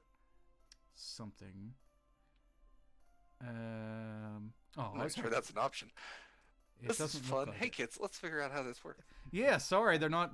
Sorry, stream. They're not organized in. It doesn't matter. I don't see a 4 diamonds anyway. Yeah, it's not on there. Go ahead and draw another card. Okay. We'll keep drawing until we have to. So deal 1 The card. first one you threw out was the Joker that was on top of the deck. That's just there mostly. The for rules card. The rules, yeah. Yeah. Well, actually, the jokers are part of it. If you deal a joker, it becomes you, the deck's owner. Oh. So just like Oh. an image of Midge just shows up on the city Yeah. streets. I'm everywhere. 5. Did you fire this towards the platform where we left, or out into over the city? Just out over the city. 5 of. All right. There's got to be some kind of order for this. So it doesn't look like. Oh no, there's 2 of clubs. Son of a balls. Well, Maybe if you just put like a check, like a command in Zoom, just like roll 1d31. You said you have 31 cards, and just get like a random number from that. oh, we could do and then that. Yeah, Let's do go You ahead just and have do that. Siri do it too. Oh wait, it wouldn't be 31. How many are in the actual deck right there? Because it's, I think that's 34. However many cards you have in your deck. I mean. 34. Yeah, because it wouldn't be my cards. It would be the. Okay, so I'm gonna roll 1d34. Good idea. Okay, so \r 1d34. So 18. So we'll just count down 18. 1, 2, 3, 4, 5, 6, 7, 8, 9, 10, 11, 12, 13, 14, 15, 16, 17, 18. King of Spades. A priest and 2 Prince- acolytes. There you go. Drop out of the sky. Well, they land. Well, they okay. yeah, they appear once it's landed. So this card just comes very, Pixar drifting through the wind. Very opening of Forrest Gump, but instead of a feather, it's a card. And yeah, it lands at the feet of some townspeople as they're moving about, and as it does, a priest of what religion is this, Mitch? I'm not a religious folk. An atheist priest and 2 acolytes. Yeah, but since Cyrus is Karnath, then Blood of Vol. Yeah. Yeah, we'll do So Blood of a Vol. blood of Vol priest and 2 acolytes, which are like heavy metal goth. It's just blood and black and everything else. They appear on the city streets. Now, remind me, does your illusion make noise? I think so. That's a great question. Let's see. So it says It appears real. Okay, behaves as if it were a real creature, except that it can do no harm. Mhm. If you do this action move, you Yeah, can use as an far action as to this move- says, it's a full illusion. So, yeah, you've created a priest and 2 acolytes who are now on the city streets, speaking to the word of the blood of Vol, speaking about the horrors of death and the benefits of immortality. And there's a small group of people who are starting to collect around them. A lot of people are kind of moving about. And yeah, as before long, the airship has passed beyond the point where you can see them anymore. But yeah, you poke them onto priest. Next time we come through here, there'll be a church erected. Way to go. I approve of this. I was aiming for something else, but yeah, Church of All, go team. Yep, that's okay. Well, better luck See next if I time. can create an appropriate deck by the next time we play. If this was meant to be a distraction or to cause fear, I think a priest would do that. Their religion is terrifying. What are you talking about? Those are nice people in the Church of Vol. Mm-hmm. They just want you not to die, Morag. Isn't that nice? I was just kind of hoping that they would be like the guards, and they would, I could say, look, see, we can use this to protect us, because things would fear them. But I think Do those fearing. things fight? I don't know. They can't. They can pretend. The way my mentor explained it to me is that these are illusions, and that they can make people believe that there are things that they're there that aren't there. And That can be very handy. It could. I just need to fine tune it. That's all. I thought they were gonna be guards. Maybe next time they'll be guards. I'll tinker with the box, but I'm just excited because this is, this just means a lot to me. So thank you for your patience, and sorry if I falsely advertised your religion. It's at this point that that one commoner, one city dweller, isn't paying attention to where they're going, and they walk right through the priest and acolyte, and everybody just goes, "Oh, Oh, they're not real. that's bullshit." All right. So Remy, you are now in full control of the ship as you have pulled it out from the dock, and Midge has done his illusory wonders. You see the two like crescent-shaped, or I guess it's a full crescent all the way around. You see these two arms actually separate, almost kind of like X-wing style, and create an X over the ship, and a flaming ring kind of connects them all the way around. And you see that the two metallic circles on either side also light on fire. And as you propel forward, you see the circles actually tilt and almost push you forwards. So you actually have quite a lot of control over the movement of this ship. And as you know, it is quite fast. Yeah, I think that was everything else. And also as you look at the moving map, you can see the light start to shift ever so slightly as you start to move out of Starlasker. And yeah, you guys are all airborne now. You got about 2.5 hours before you hit New Sire, which is almost directly south. Is there anything else anybody would like to do? I'm gonna take a finer look at our navigation map now that I've gotten that out of my system. And Sure. Kind of, I want to make sure I'm here to back up Rami in case she questions where she's going and stuff. Yeah, you go back up to the helm. There's that table that was behind Rami. The map is laid out there. There's some navigation tools laid out with it as well. And yeah, it's an older map. It still shows Sire as it was before the Mourning. There's no barrier that would be the smoky cloud wall that now surrounds the former country. But yeah, you can see there's markings for all the different cities. It shows the heraldry for all the different kingdoms as they were during the last war, and yeah, you can tell that by the heading, especially by the compass and the map and all of the other instruments that Rami has, you're heading in the correct direction. She's surprisingly intuitive about this. Naturally, because the mark and stuff. She's got the hang of it. Okay, good confidence. Awesome. So Rami, this map isn't up to date, but just keep in mind that if you might have to make adjustments if we run into any other people or landmarks that weren't there before.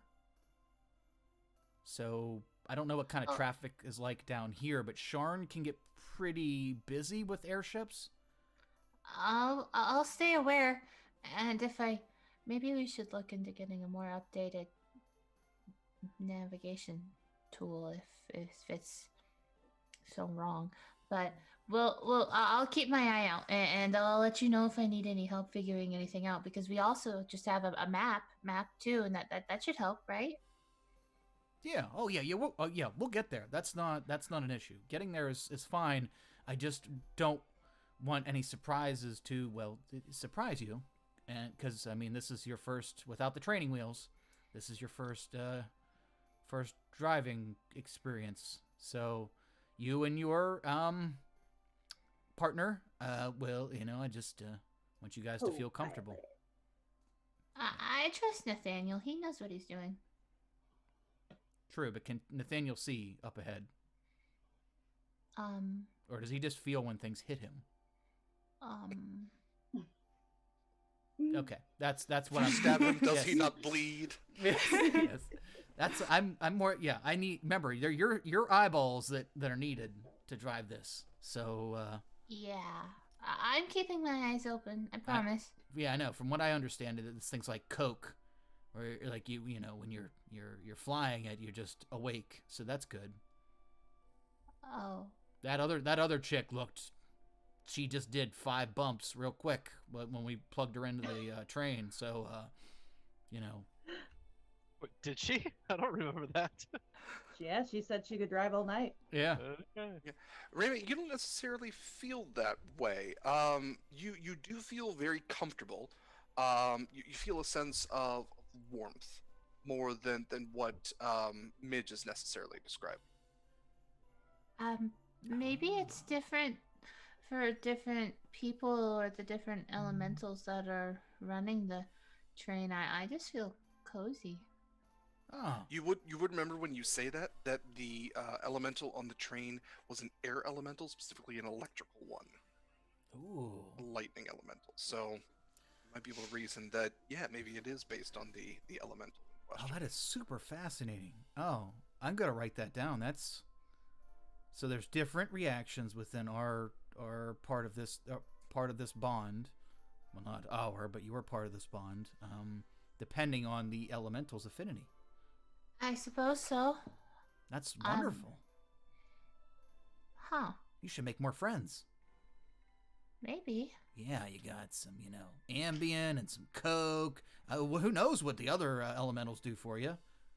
Maybe we can find like a Viagra ice elemental, or, I don't know what else. What other can they make you? Do you feel stronger, or just more relaxed? I just feel comfortable. I don't. Oh, okay. I'm starting to feel less comfortable now. Sorry, I didn't mean for that. I just excited at the possibilities, like what elementals can do for your physical and mental state. If you say you're comfortable, and that your friend is what's causing that, that's wonderful news. That's good for long term for you. Yeah. I don't think I would want to work with one that made me feel poorly. No, I wonder if there are any. I wonder if Mr. Probably. Cyrus would know about any Karnath elementals that would make you feel creepy and undead. Ooh, They don't really do a lot of magic in Karnath, no. other than necromancy. Yeah, just necromancy. Yeah. just that little tidbit. The evil kind. Yeah. We don't Not want Yeah, evil. Karnath is interesting. They're like, yeah, we have the best soldiers in the world. We don't need magic, except for the magic that gives you more soldiers. Can we have that? Yeah. Just double dose that one. They're a very poor nation. They don't have a bunch of money and resources and magic. They got to make do. Everyone's got to serve twice in the military. Jesus. Yeah. Karnath's major exports are ale, dairy, glass, livestock, lumber, martial discipline, paper, textiles, and the undead. Can I get a pallet of martial discipline sent to my office, please? Yeah. Oh, my soldiers got mailed to me! Yay! Yay. Cyrus, are you still eating that jerky? Yeah, so Cyrus is back in the hold, and he's spread out the map of Khorvaire, and he's looking at it on the table while he eats the jerky. I come up to him and I'm like, I can make that jerky taste different if you like. Well, what would the point of that be? Growing up in Drome, they like to eat some very interesting things that I didn't really have a taste for. I learned prestidigitation so that I could change the flavor of things. Have you ever heard of hardtack? That's what they gave us on the front lines.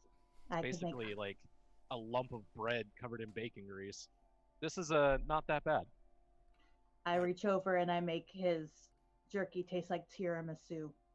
Oh, that's too fancy. Actually, as a noble, maybe Cyrus would like that. Best pickup line of all time.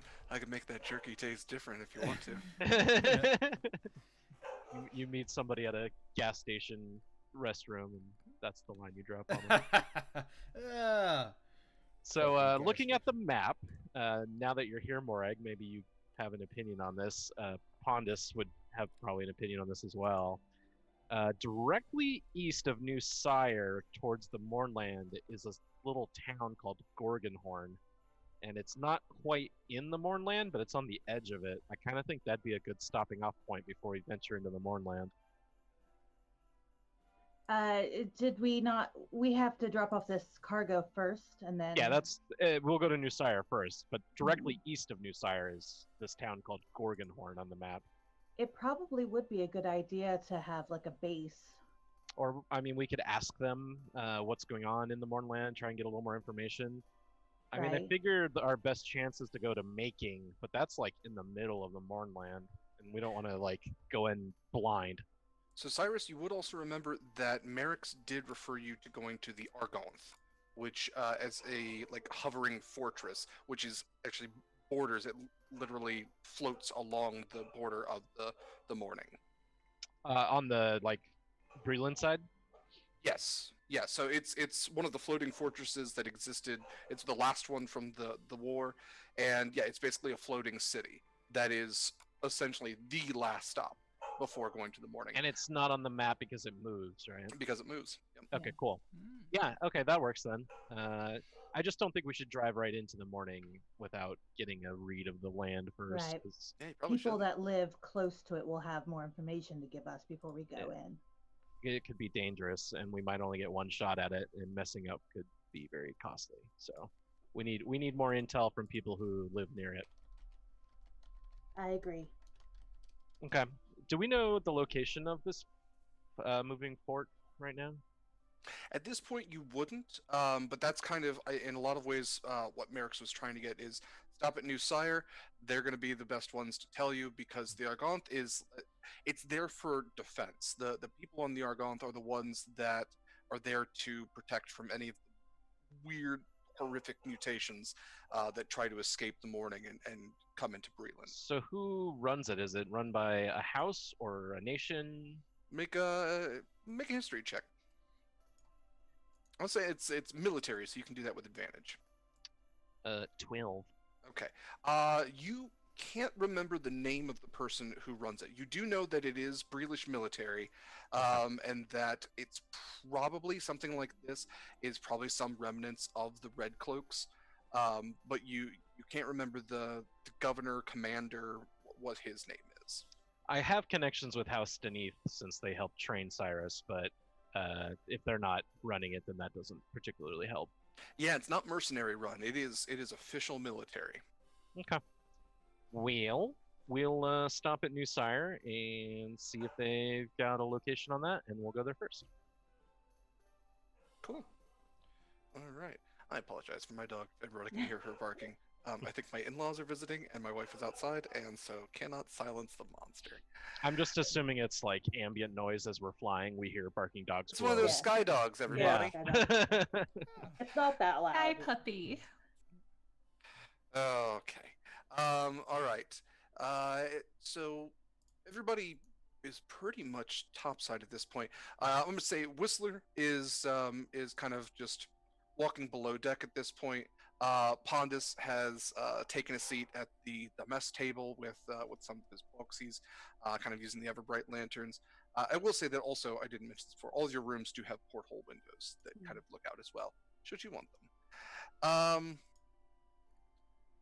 Yeah, so you all, I believe, are in the helm, if that's correct, because you're all looking over the map. So everybody go ahead and make a perception check.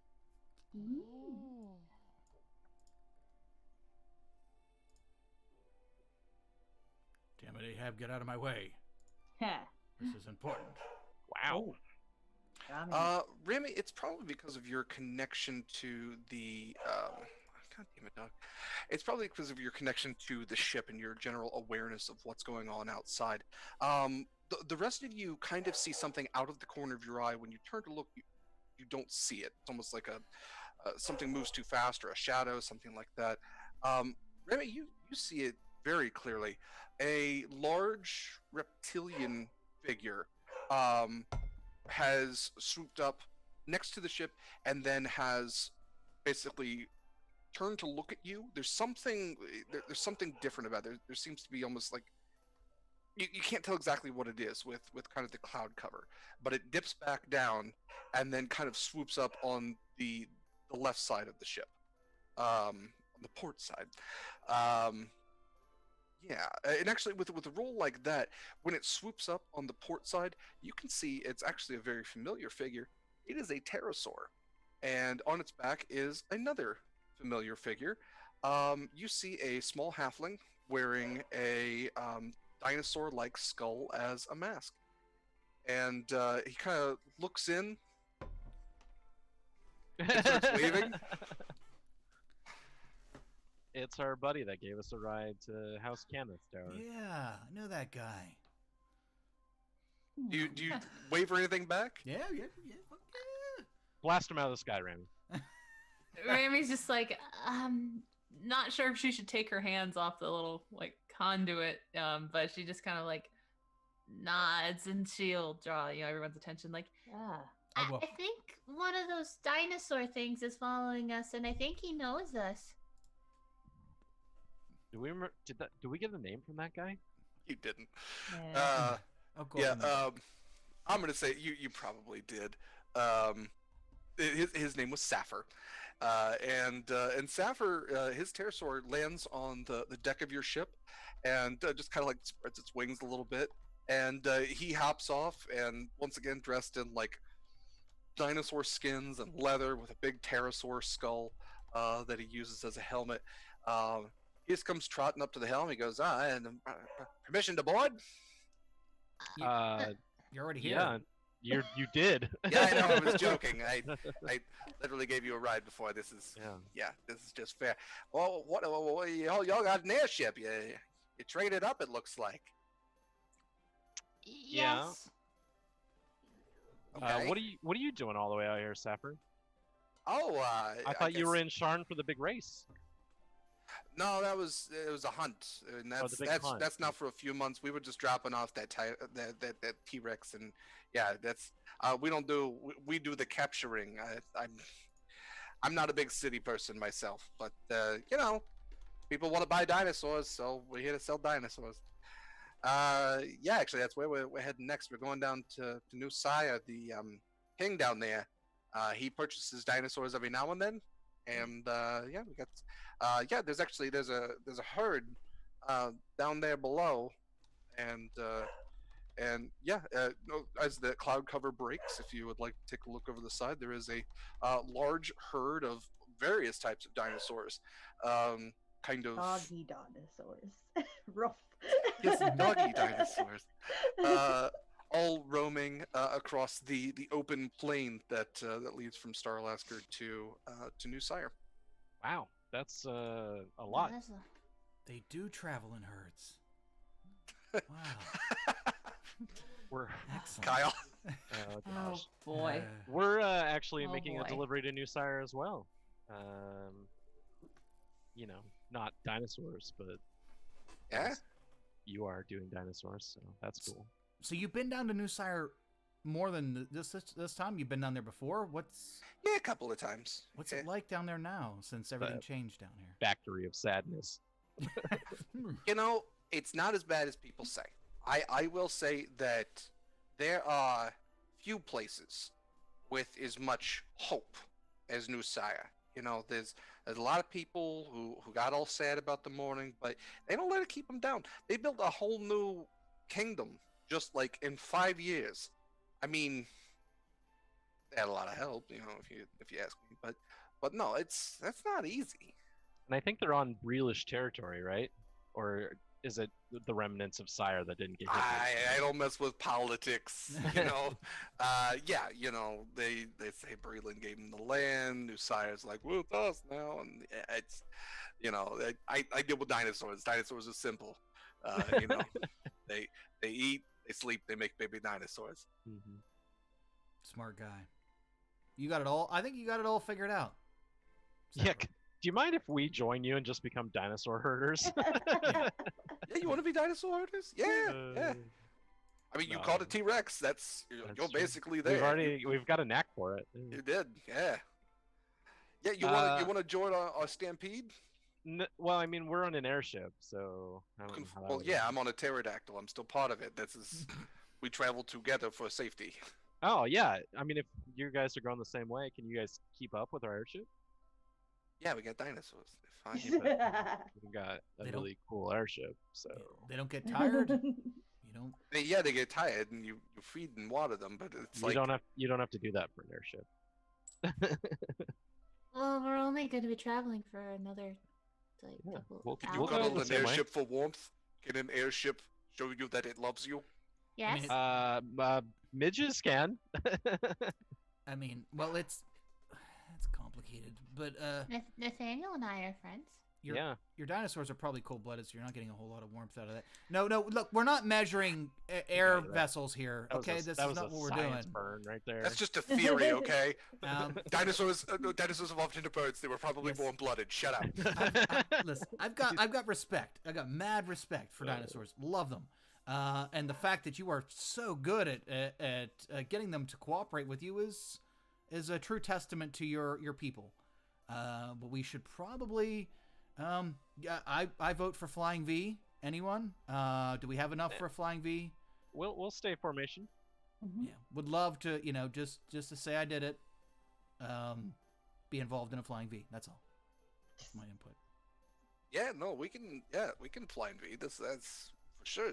And he walks out of the helm. He pulls a little bone whistle that's hanging from around his neck, and he toots on it 3 times. And you look on the many paned windows of the helm, and you see kind of out of the cloud cover several other halfling pterosaur riders, just kind of formation V with you at the front. And he goes, "Yeah, it's cool, right?" See, there it is. Yep, I knew you could pull it off. Holy shit, such coordination. Say, you guys are from the Talenta Plains, right? Yeah, it's where we get the dinosaurs. So how do you get around the Mournland? You guys go Uh, up north? Yeah, I mean, normally, sometimes we take boats, but you can't do that with the real big fellas. So yeah, we go up and around. You guys have any experience around the edges of the Mournland, or do you guys go way out of your way to avoid it? I mean, where we are on the Mournland, we mostly go around like the waterways. I mean, my clan isn't necessarily closest to the Mournland. Those guys, you don't mess with those guys. They deal with all sorts of weird shit. Those are the guys that wear like all like the sharp-tooth skulls, and they're Feral halfling tribes. I mean, they're not feral. They're just pissy. I mean, you'd be pissy too if you got the shit under that stick. I did, but all right, that's neither here nor there. Yeah, no, I don't. We live more in like the outer plain area, so yeah. I mean, we go up to Carnath. We normally take like the main roads. People like seeing dinosaurs sometimes. We might like steal a goat every now and then to feed the big ones. More often than not, we're near a forest for the long-necked ones and the nice ones. But The non-bitey ones. Those are they the still bite. freestyle. You'd be surprised. Don't put your hand near them. Okay, because we're just interested in the Mournland, and I was wondering if you had any insight. No, I let me put it this way: if I tried to take my dinosaurs through the Mournland, I probably wouldn't have any dinosaurs. Okay. Is But we'll, the ride Mournland along that from this way. dangerous? I'm sorry. Is what dangerous? The Mournland that dangerous? Do you think your big dinosaurs would get Oh hurt? yeah. Oh yeah. Yeah. No. Let me tell you, the halflings that live closer to the Mournland are nuts. Their dinosaurs are the scariest ones because they ain't scared of nothing. My dinosaurs, there's things in the Mournland that would eat my dinosaurs in a single bite. There's things in the Mournland that would turn my dinosaurs into horrific mutations that would be unrecognizable to God no man.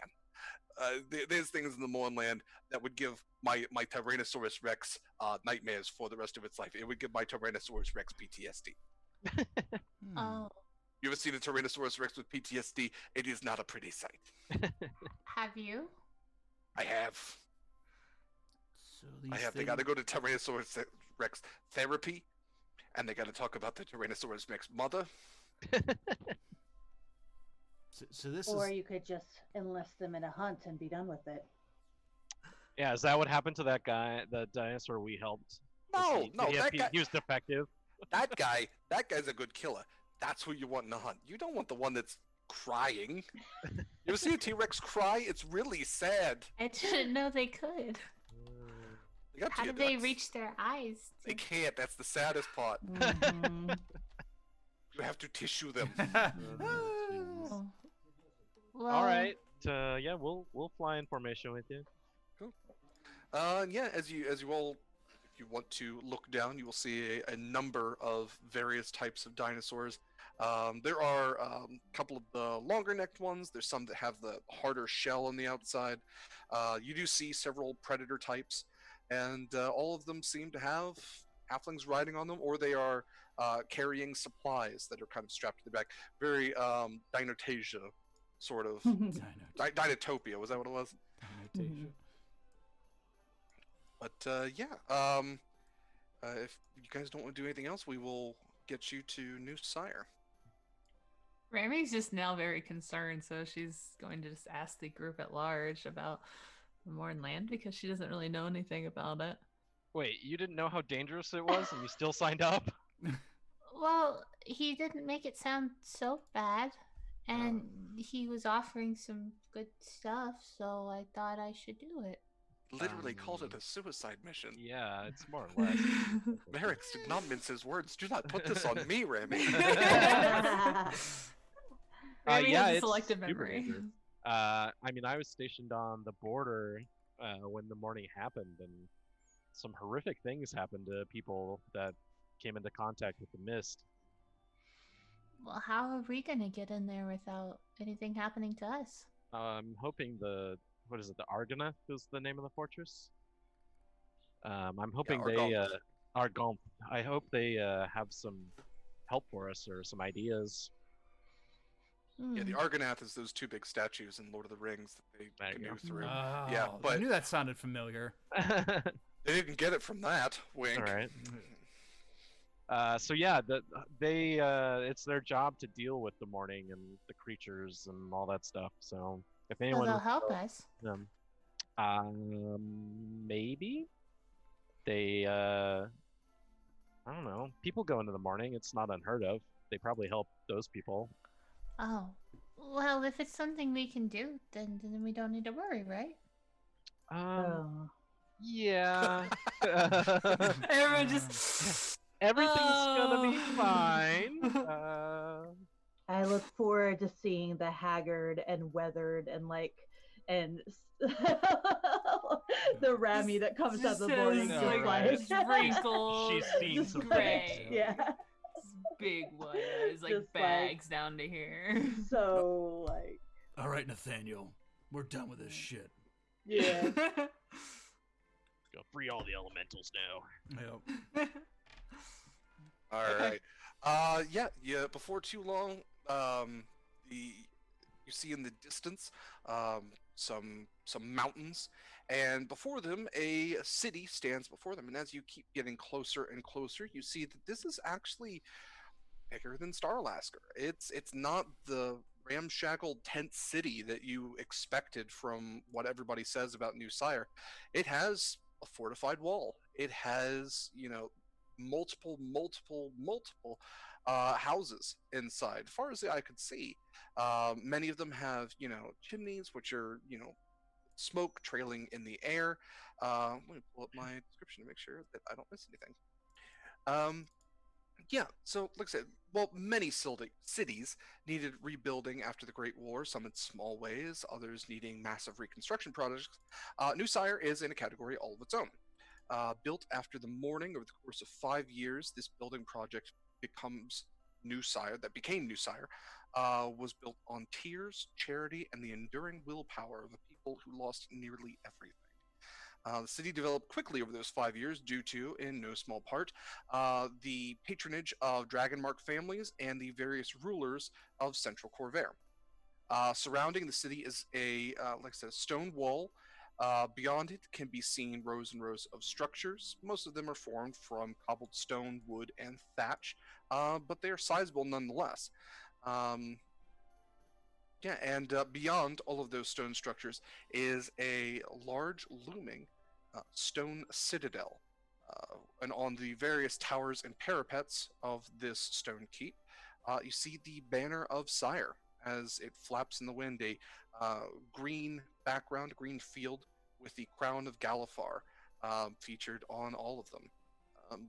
Yes, this is absolutely the new center of a kingdom that everyone thought was lost. And there's a prince there, right? There is, yeah.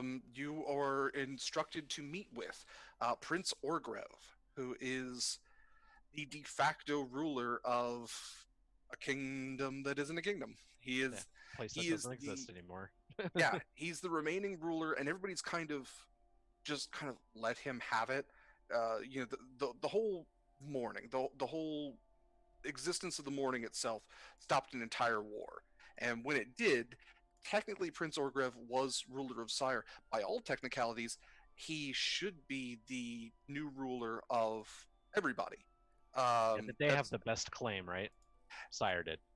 technically. So the way that just to give some background, the way the Great War started was one king died, and when he did, he basically left all of his children, who at that time were the rulers of the five nations, scramble over the crown. The oldest sister, who should have been put in charge, everybody else said, "No, fuck her. She can't rule."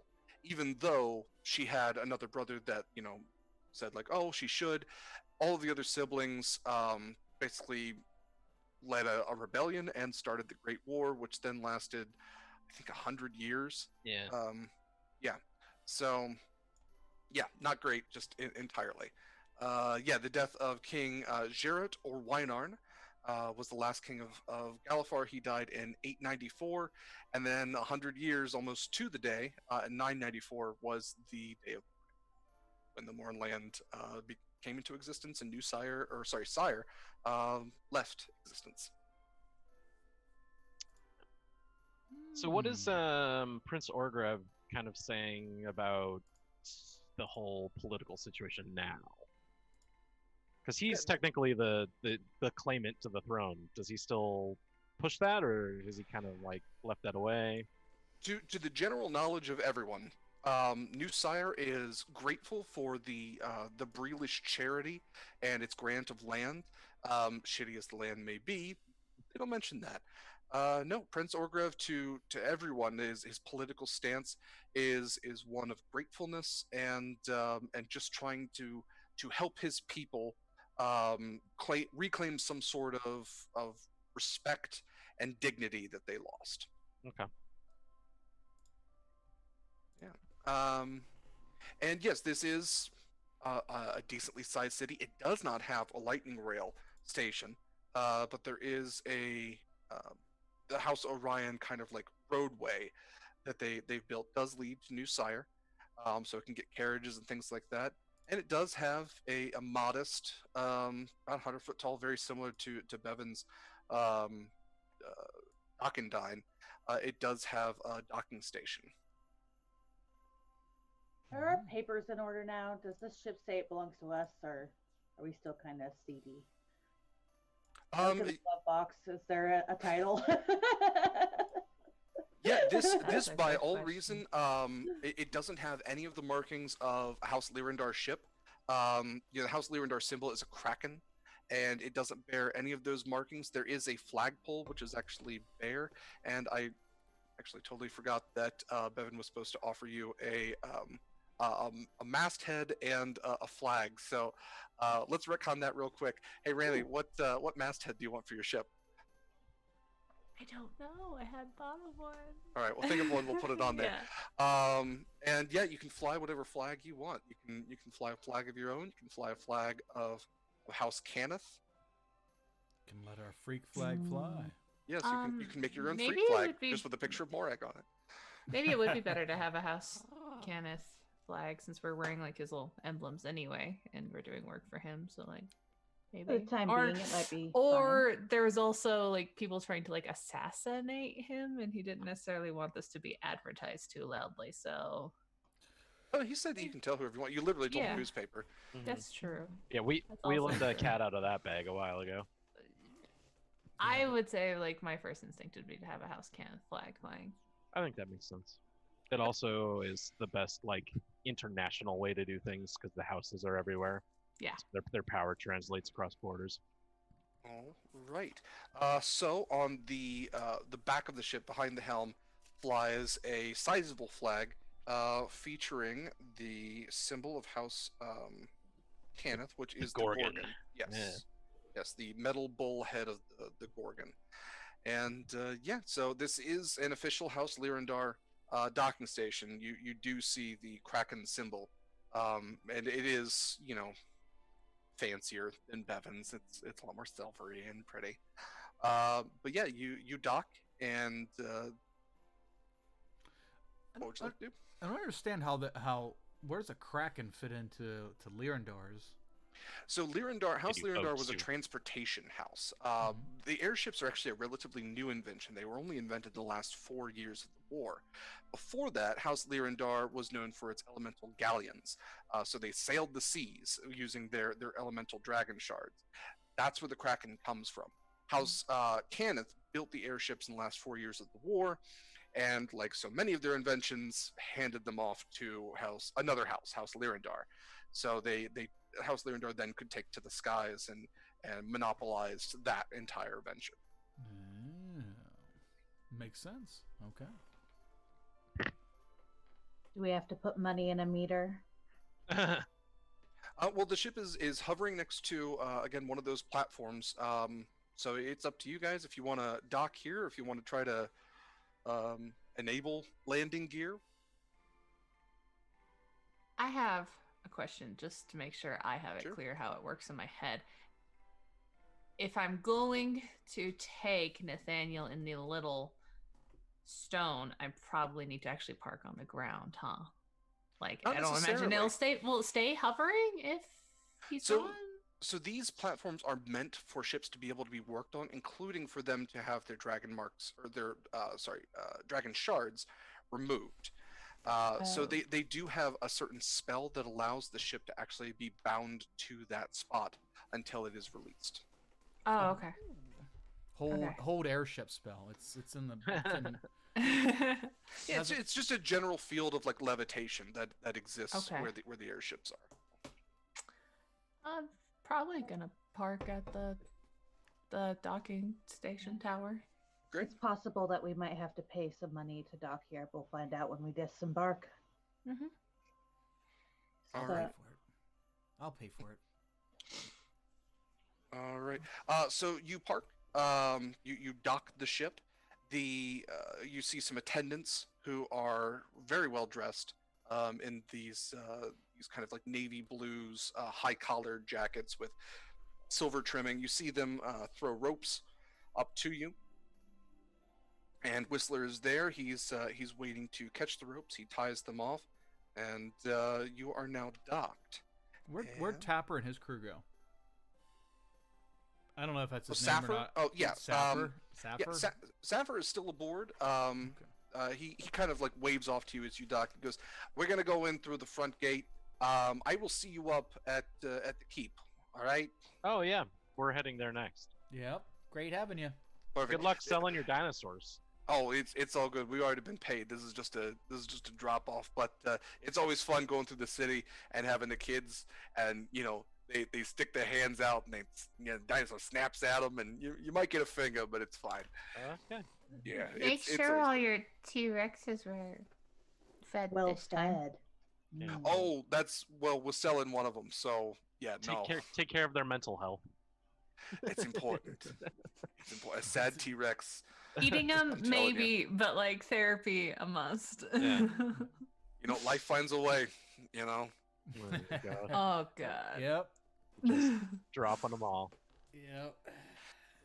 Rami is going to make sure all is well enough for her to be able to take Nathaniel out of the dragon shard on the ship because she promised she would let him get out and about. So she's going to try to help him get out and about. Sure. Yeah, the ship is sufficiently docked. You can feel as you take your hands off of the controls that it's not going anywhere. It's tied off. Yeah, you speak to Nathaniel. He says, "You mentioned that you would take me with you. Am I to go now?" Yes, if that's okay with you, I would like you to come with me. I will do that. Okay, I will go down there to you, and then we'll figure it out together. That is not necessary. Oh? If you tell me where to go, I will go. Oh, I have this little gem. It's in my pocket right now. Put it into your hand and hold the steering device with your other. Okay. She will. And as you do that, you feel this energy transference. Actually, it's like a warmth kind of passes through your hand, and in your other hand, holding the gem, it actually gets hot for just a second. Not too hot that you want to drop it or anything, but you feel the energy, the warmth. And as you look down, you can actually see this inside this red emerald, like, or not emerald, ruby-like gem. You see this swirling energy kind of passing beneath all the prisms. And does she still have that like connection with him? Can she still You communicate? can't with hear him at this point. No? Okay. Yeah. So she'll just like how big is it? I don't know actually know how big the gem itself is. It's about palm-sized, I think, is how they describe it. Okay. Well, she'll just yeah. look at it like, I don't know if you can hear me, but we're gonna go, and I hope it's fun to get out and explore a little bit, even if you're still in there. So. Yeah, you don't get anything from that. Yeah, that's fine. That's fine. She's still gonna talk to it. Yes. Oh, I'm sorry. It is a red corundum. It is not a ruby, whatever the hell that is. Fantasy. I don't know. I think a corundum's a real thing. Is it? I don't know. I think it's in Skyrim, which doesn't help it being a real thing. But Skyrim. Corundum is a crystalline form of aluminum oxide, typically containing traces of iron, titanium, vanadium, and chromium. Oh. I didn't Google it. I just knew that. Wow, Derek. Yeah. Top of your head. Okay.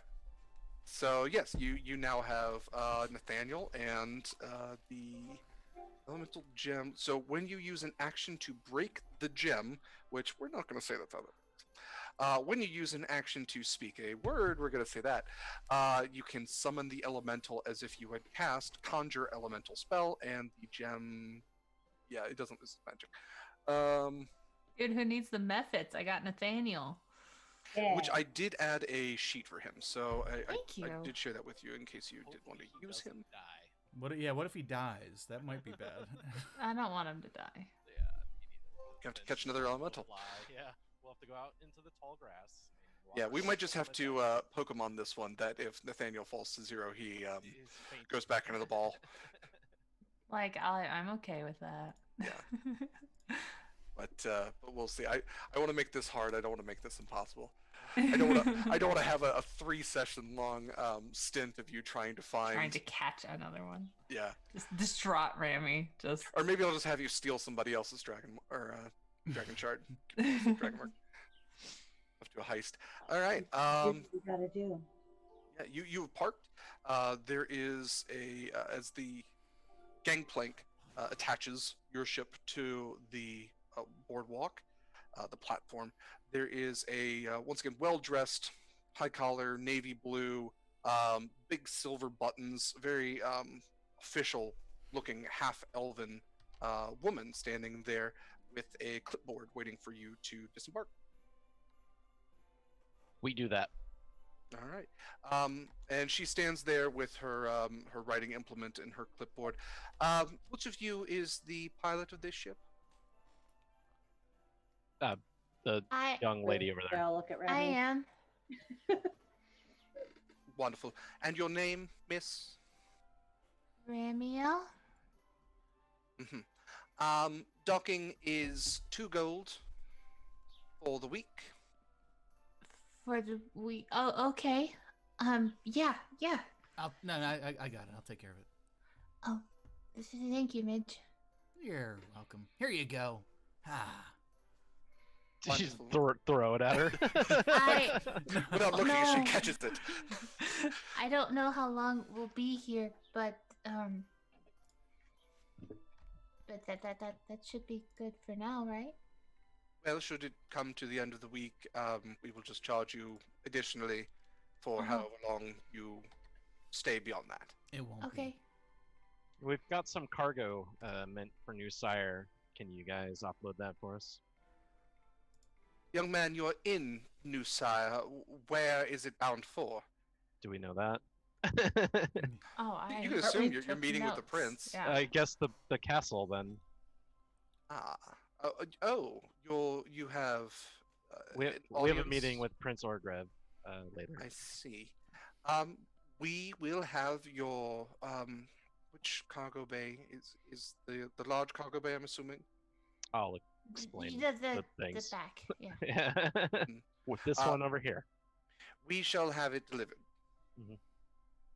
Thank you. Thank you. Enjoy your stay in New Sire. It's probably definitely not a bomb. Why would you say that?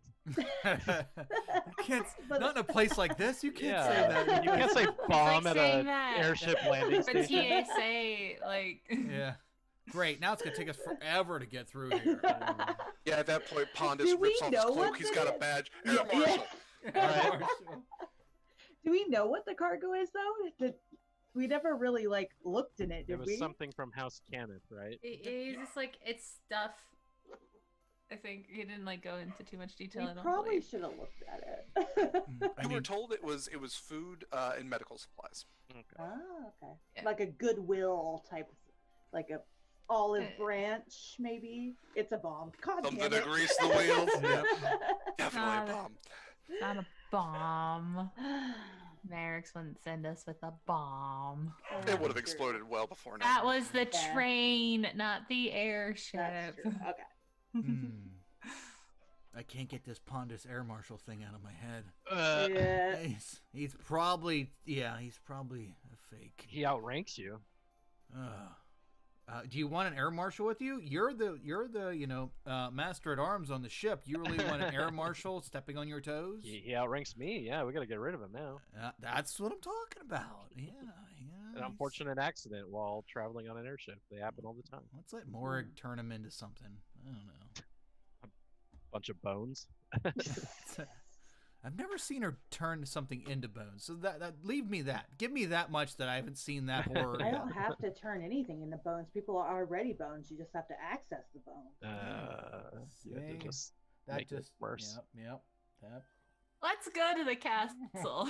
Mhm. Yeah, Oh, have you yeah. ever been to a castle before, Rami? No, but I've read lots of stories where there's castles in them. They're Same usually thing. not as cool as the stories, but yeah, Oh. it's all the same. usually damp and drafty and cold and lots of stone and fancy people eating fancy food. That's about all there is to it. Oh. It was very I hate sand. It gets everywhere, kind of. Mhm. Yeah. I hate castles. Castles. They're big and drafty, made of Yeah. stone. To be fair, Cyrus is from Khorvaire, Carnath, where everything is very gothic and black and bleak, and there's Spartan. skeletons everywhere. Okay. You make your way to the central part of the tower, very much like Bevan's, but much nicer. There is an enclosed magical lift which descends you down to the city streets, and you are now amongst the populace. There are once again many stone structures, houses, businesses throughout the streets. People are kind of bustling about. Everyone seems there's kind of two types of people. There's incredibly well-dressed people, and then there's people who kind of look like their clothes might have been donated. And you would kind of know that before everything, Sire was kind of this place of art and fashion and music. It was very much like the Paris, London, like mix of the world. Everybody who wanted to be the peak of fashion in all things utilized the style of Sire.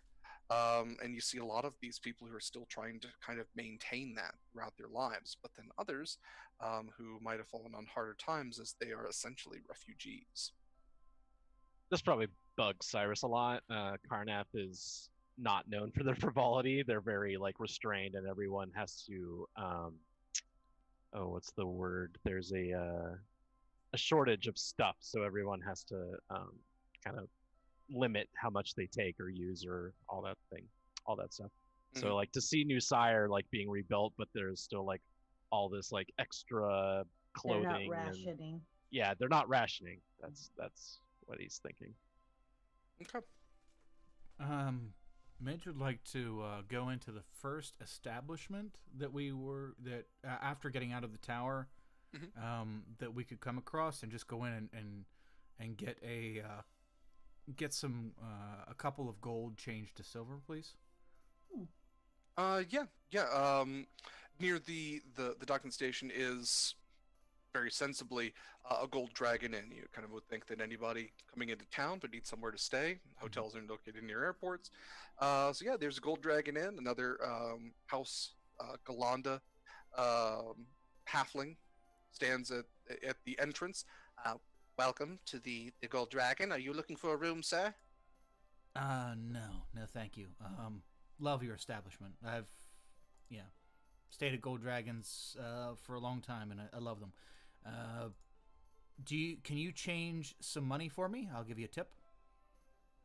Yeah. Are we talking just gold into silver, or are you looking for some transmutation type of thing? Nope, just gold into silver, please. Ah, yes. How much into how much? 20 gold into, or I'm sorry, not 20 gold. 2 gold into 20 silver, please. I think that's yeah. 1 gold is worth 10 silver. So yes, he exchanges that for you. You now have 20 silver. Okay, Don't get any Electrum though. There is no Electrum in Oh, that's right. yeah, in The Eberron. best part of Eberron. The best part of Eberron. Yeah, it's so That disgusting. It's so disgusting. What a waste. Okay, so yeah, I'll give him a 9 copper tip for doing that for me, and just hop back out with everybody else. And if there are any obvious poor people, want to give two silver to each of them that I see for the next 10 obvious poor people that we see. All right. You said there's a pretty easily identifiable dichotomy between fashionable people and poor people. Is that what you're? Yeah, I would say even the fashionable people. I mean, while it's clear that this is fashionable clothing, a lot of it does have a certain wear to it that Midge might even infer that this might be the last thing that they had on their backs when they were able to escape. There's nothing that looks necessarily super new, even though New Sire itself is super new. Everybody just seems to be kind of, pulling stuff together. Now, that said, there are absolutely, as there are in all cities, definitely people who are completely destitute and panhandling and begging on the streets. So is Midge looking for the woman who's wearing some drab clothing and still buying eggs, or is he looking for the absolute destitute? Destitute preference first. Okay. But the woman who's not just old-fashioned, not just in older fashion, but like just looks poor. Not, even if they're wearing last year's fashions, we're gonna pass over that and just go for the poor. Does Midge know what last year's fashions were? Well, I mean, he explained it as though they were at least an attempt. That's somebody's attempt at trying to. They're all wearing bell bottoms. Yes, the bell bottoms can stay. It's the people who have bell bottoms that look like they were chewed on at the bottom. Those are the ones I want to hit. And everybody's just wearing all denim. Everybody. Damn City it! of denim. We just came to Canada. That's. I think that was on like the 3rd layer of hell, City of Denim. Just try it. Yeah, 10 poor people. Because before working for Mr. Cyrus, I was fucking broke as shit too. And seeing this, especially so close to the morning, yeah. Yeah, why not? All right. Beautiful, Midge. Yeah, We you do appreciate see- socialism in Duroem as well. Troll sausage is nothing if not socialism. The trolls are unionized. Yeah, man. Season means production. Yeah. They are the means of production. Yeah. I would probably die very quickly in your society, so I'll take that as a compliment. Thank you. There's a gnome out there, Marl Karks. Marl Karks, yeah. Okay, yeah, Midge, you do absolutely see, especially as you get closer and closer to the keep. The closer you get, more kind of, spare an extra coin, sir. I've got kids at home, kind of thing. And yeah, you are able to divvy out your coins. You do notice that a couple of the coins are a little different. They're not all the traditional silver. What are the silver? Doubloons. Sovereigns. Which feature the face of the ruler. Yeah, I love my cheat sheet. Yeah. You do see a couple that are slightly larger and have a different shape to them that actually feature the throne of Sire. And you might actually know these as silver thrones, which are actually worth 5 silver pieces instead. Oh, It goes on. bonus. Yeah, it's kind of like getting, if you live in Texas, you might get a peso every now and then. Well, exchange rate is better here, apparently. Yeah. But that is a defunct form of currency. Mm. So it's kind of, peso might not even be the best way. It's kind of like if you lived in Germany when the euro first became in use. You still got might find Deutschmarks. Yeah, you might find a Or- Deutschmark every now and then. The dollar bills that the Confederate Yeah. printed. Yeah, you might find some CSA dollars. Yeah. They spend the same. hmm All right, so we're heading to the castle. Yeah. Yeah, before long, you have made your way through the streets. The keep's pretty sizable. Like I said, anywhere in the city, you can pretty much see where it is. It sits kind of atop a hill. Towards the mountains are at its back, so it almost is utilizing one of the more geological structures to make the castle sit higher in the city. But the wall encompasses the entire city itself. And yeah, you make your way up the hill. There is a small guard station with a gate. There are a couple of guards there. They look to all of you. Can we help you?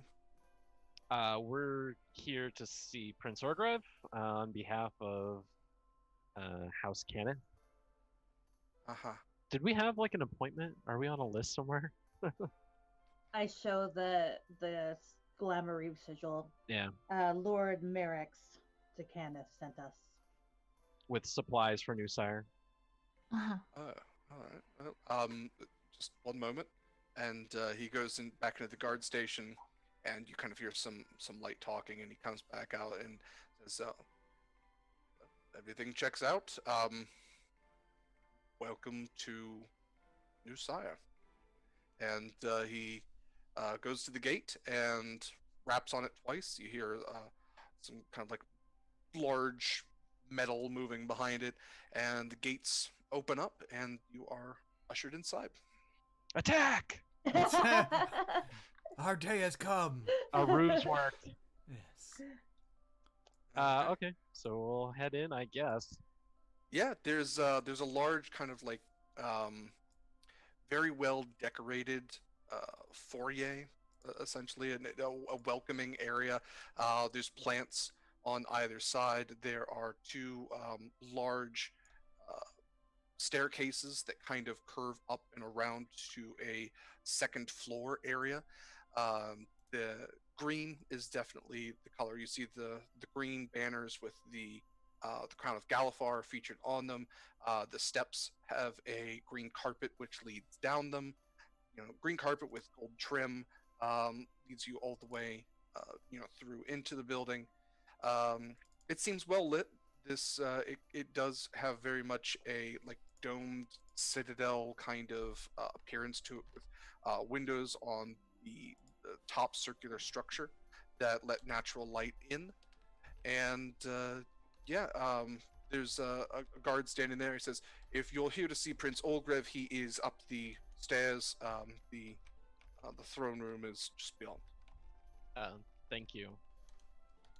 Grammy's So- being a little weird. She just has like a Yeah. little thing in her hand, and she's just like holding it. She's like, she doesn't know if he can hear her or not, or see or experience, but she's just like, I've never been in a castle, and I don't know if you have, but it looks really big. and just talking to it as they're walking around. Like, So Cyrus calls a group huddle around as he sees Rami like looking out of place. He's like, "All right, gang, we're gonna be on our best behavior. You be very polite to the prince. He can throw you into a dungeon forever, and you'd never see the light of day again. So you don't want to make him angry." Is he mean? No, I don't think so. But Then why it would he doesn't. do that? It doesn't hurt to hedge your bets and be nice. So just try and be respectful and don't do anything weird like pull out children's bones and augury something, or let an elemental loose in the castle, or I'm not gonna do anything. yeah, no, I didn't think so. I wasn't speaking to you, but it's weird that you responded to that. Just everybody be on their best behavior. We're representing Merrick's here, and we don't want our employer to get a bad reputation because his agents, did something crazy to a prince. Everyone be normal on 3. Yep. 1, 2, 3. Be normal. All right. I We're shout, "I'm normal!" we're gonna die. We're gonna fail. This is not a group of normal people. All right. So you guys heading up the stairs then? Mm-hmm. Cool. You go up the stairs, and beyond is a pretty sizable throne room. There are, in the traditional fashion, several well-dressed people who seem to be, chatting with each other, going about their business. There's not the stands and stands of attendants that you might see in a medieval kind of throne room, but there do seem to be a number of officials Portiers. who are moving about and performing their tasks. And at the far end of this throne room is the throne. Go figure. On a raised dais, sitting in it is a younger looking man. Above him are the banners of Crown of Galifar, and sitting dead center above the throne itself is the mounted head of something you can't quite necessarily place. But the prince is, who you assume is the prince, is sitting up and sees you all enter and kind of waves his hand for you to come forward. So Cyrus has affected a much more stiffer kind of persona. He's put his noble persona on, and so he's marching very upright with his head raised, and he's got a very official looking posture now. He's used to having to deal with this kind of stuff. Rami's gonna as they're walking in, lean, whisper to Cyrus, Are we supposed to curtsy? It couldn't hurt. Okay. An attendant stops you before you get too far. He says, actually, if you don't mind, just it's probably your first time in a castle. I get it. Could you touch this stone, please? And he has a circular orb-like stone sitting on a stone pedestal, and it's basically right by the door. It says, if you could just put a hand on this, I appreciate it. Would I know what this is? Oh yeah. You can do Arcana or History. Can I do Arcana since I don't have really history of doing it? But can Yeah. I do Arcana to try to see if? Yeah, see if you can Absolutely. figure it out.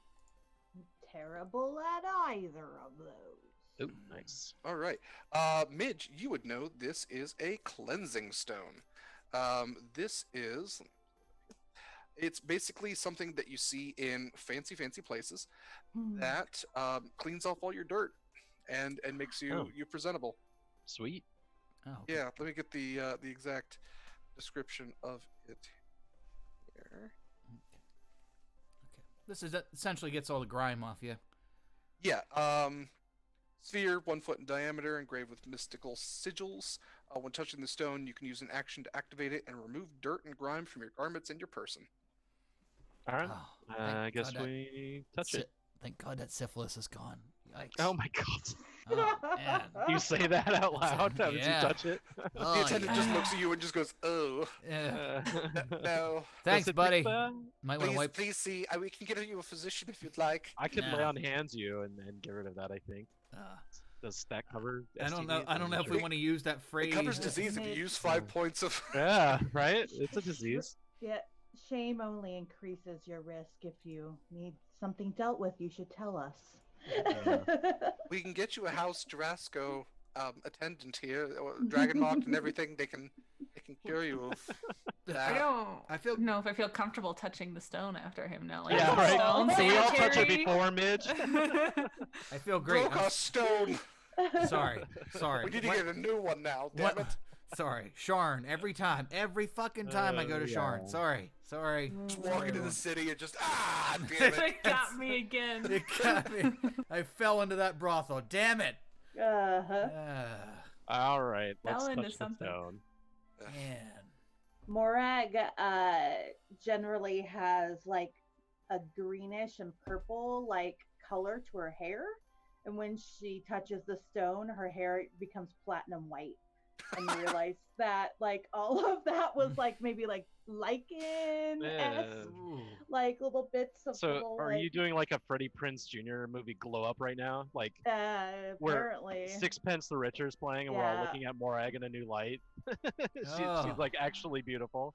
Yeah. Without the Took her grime on her. glasses off, and now Yeah, she's like. now she's hot. It's me. Who's the The it girl?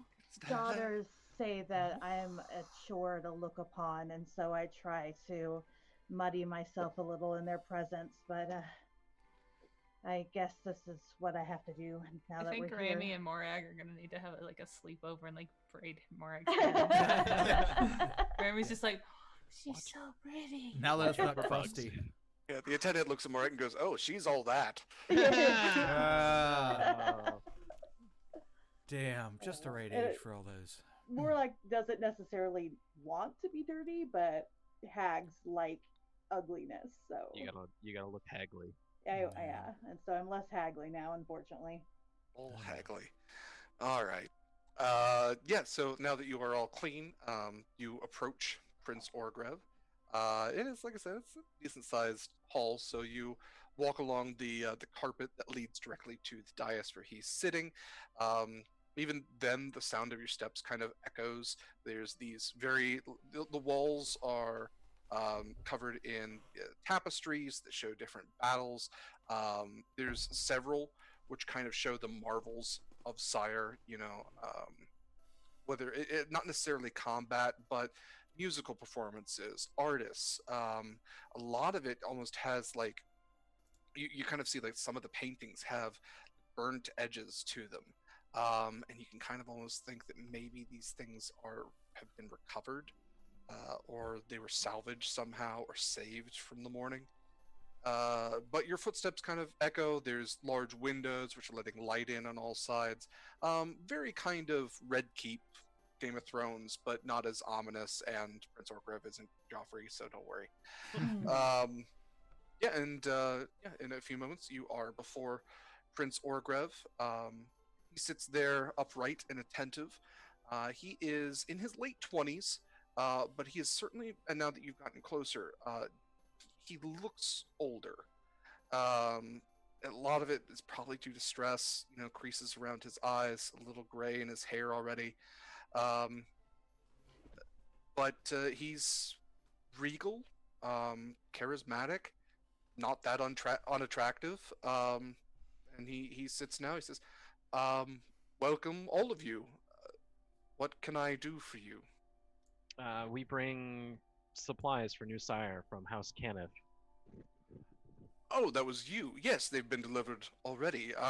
You are emissaries from House Caniff? Yeah, I'll introduce myself, I guess, as Sire's alderman. I don't know. I need any more than that. Kind of a big deal. Not around here. I'm not. The Probably alderman's heard of from you. Karnath? Yes, pleased that you've heard of us, my prince. I'm not your prince, but My prince might be a vampire, I think. well, Something like that. I don't subscribe to rumors, but and the rest of you? Professor Midge. Yep. Professor, do you teach at Mulgrave?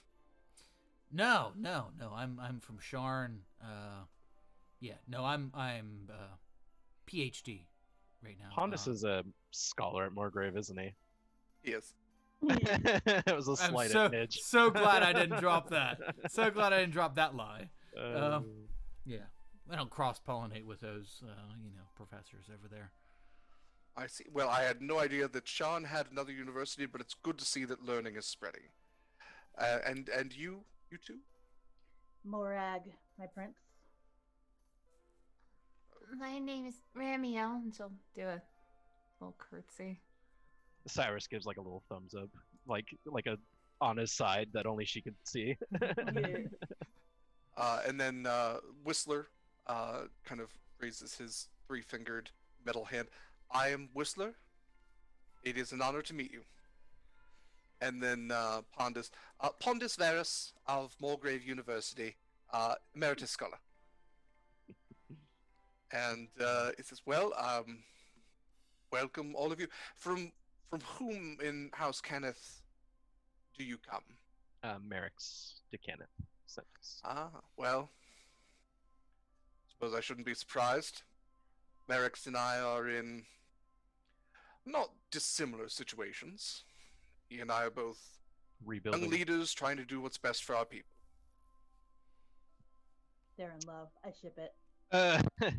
Now, he would probably have a tighter connection with the Canons from Sire, right? Because Merrick's is the Canons from Sharn.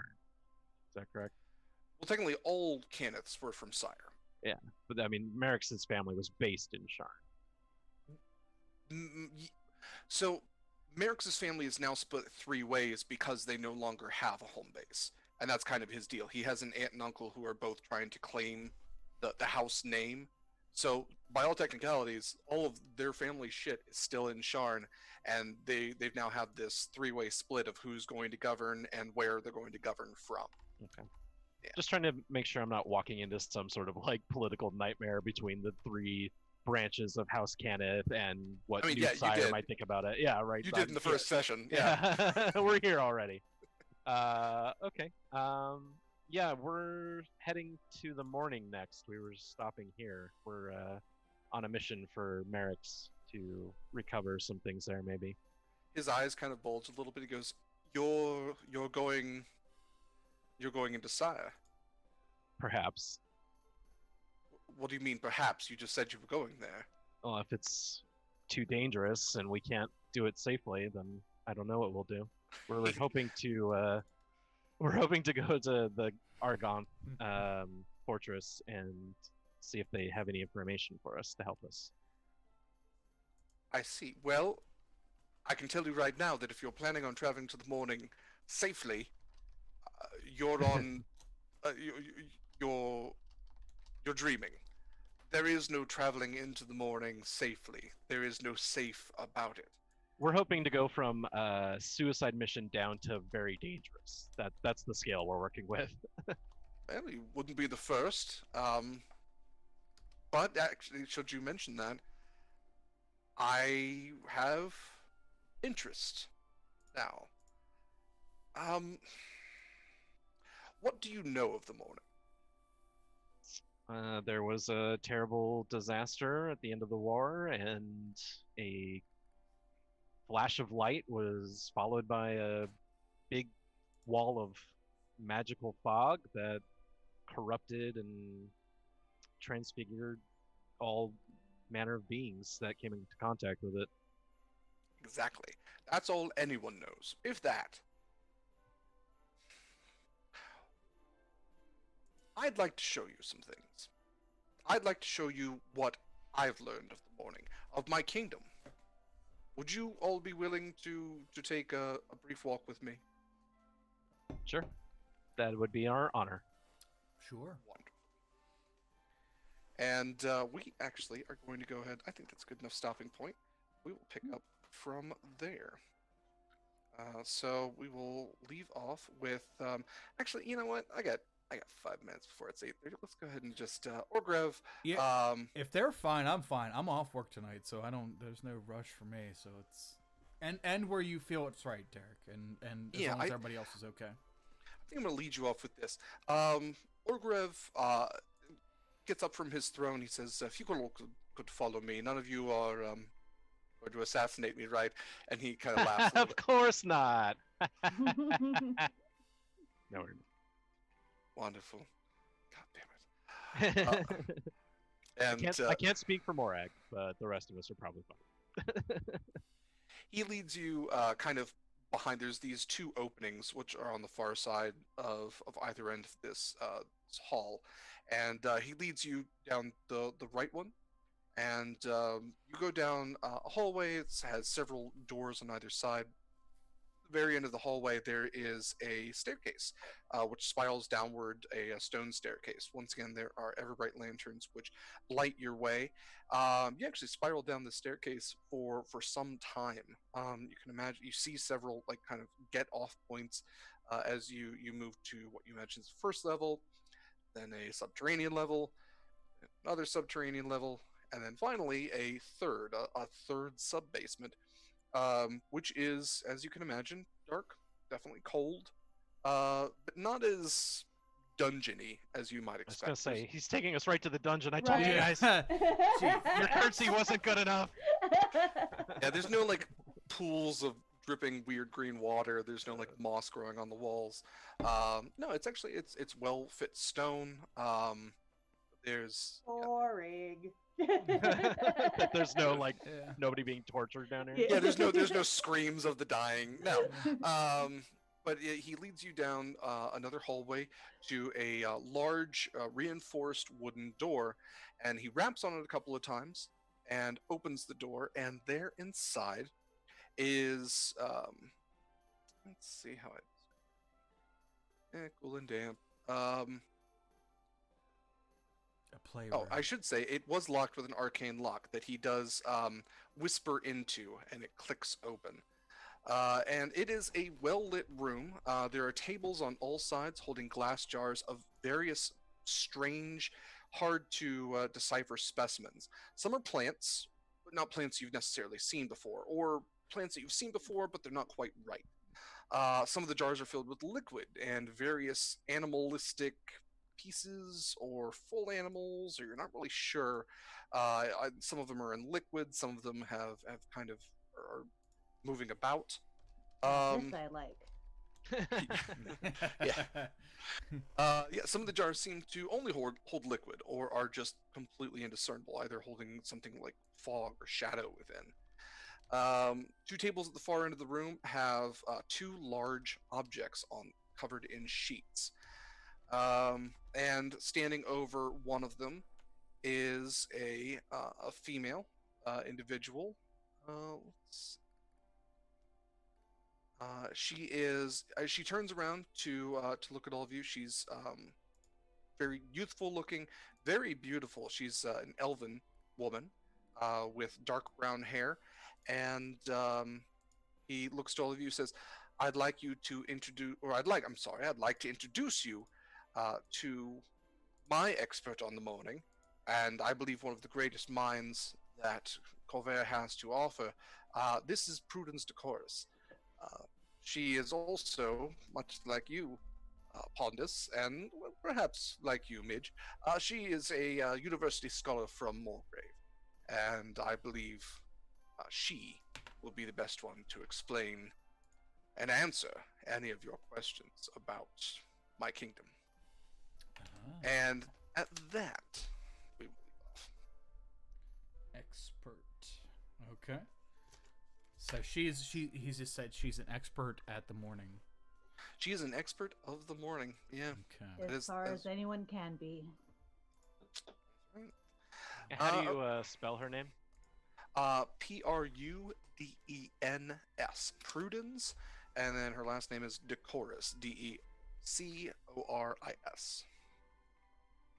Oh, O-R-I-S. put ants. Ants? Orants. Ants. Decorants. Yeah. Decorants. Decorants. Yeah. Awesome. Awesome. All right. Well, this probably wasn't going to be a combat episode, and hey, it wasn't. But we will definitely have one in the next one. I got a good one planned. Fuck Uh, you, Decorants. Prudence attacks.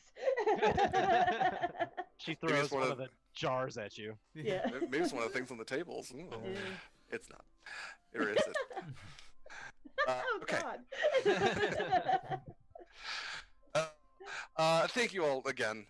You're all absolutely lovely and wonderful, and as always, it's been so much fun playing with you guys and seeing you roleplay. I love these roleplay episodes because you find out a lot about characters, and especially like Kyle, who did something cool with his magical item and also did some stuff with his backstory.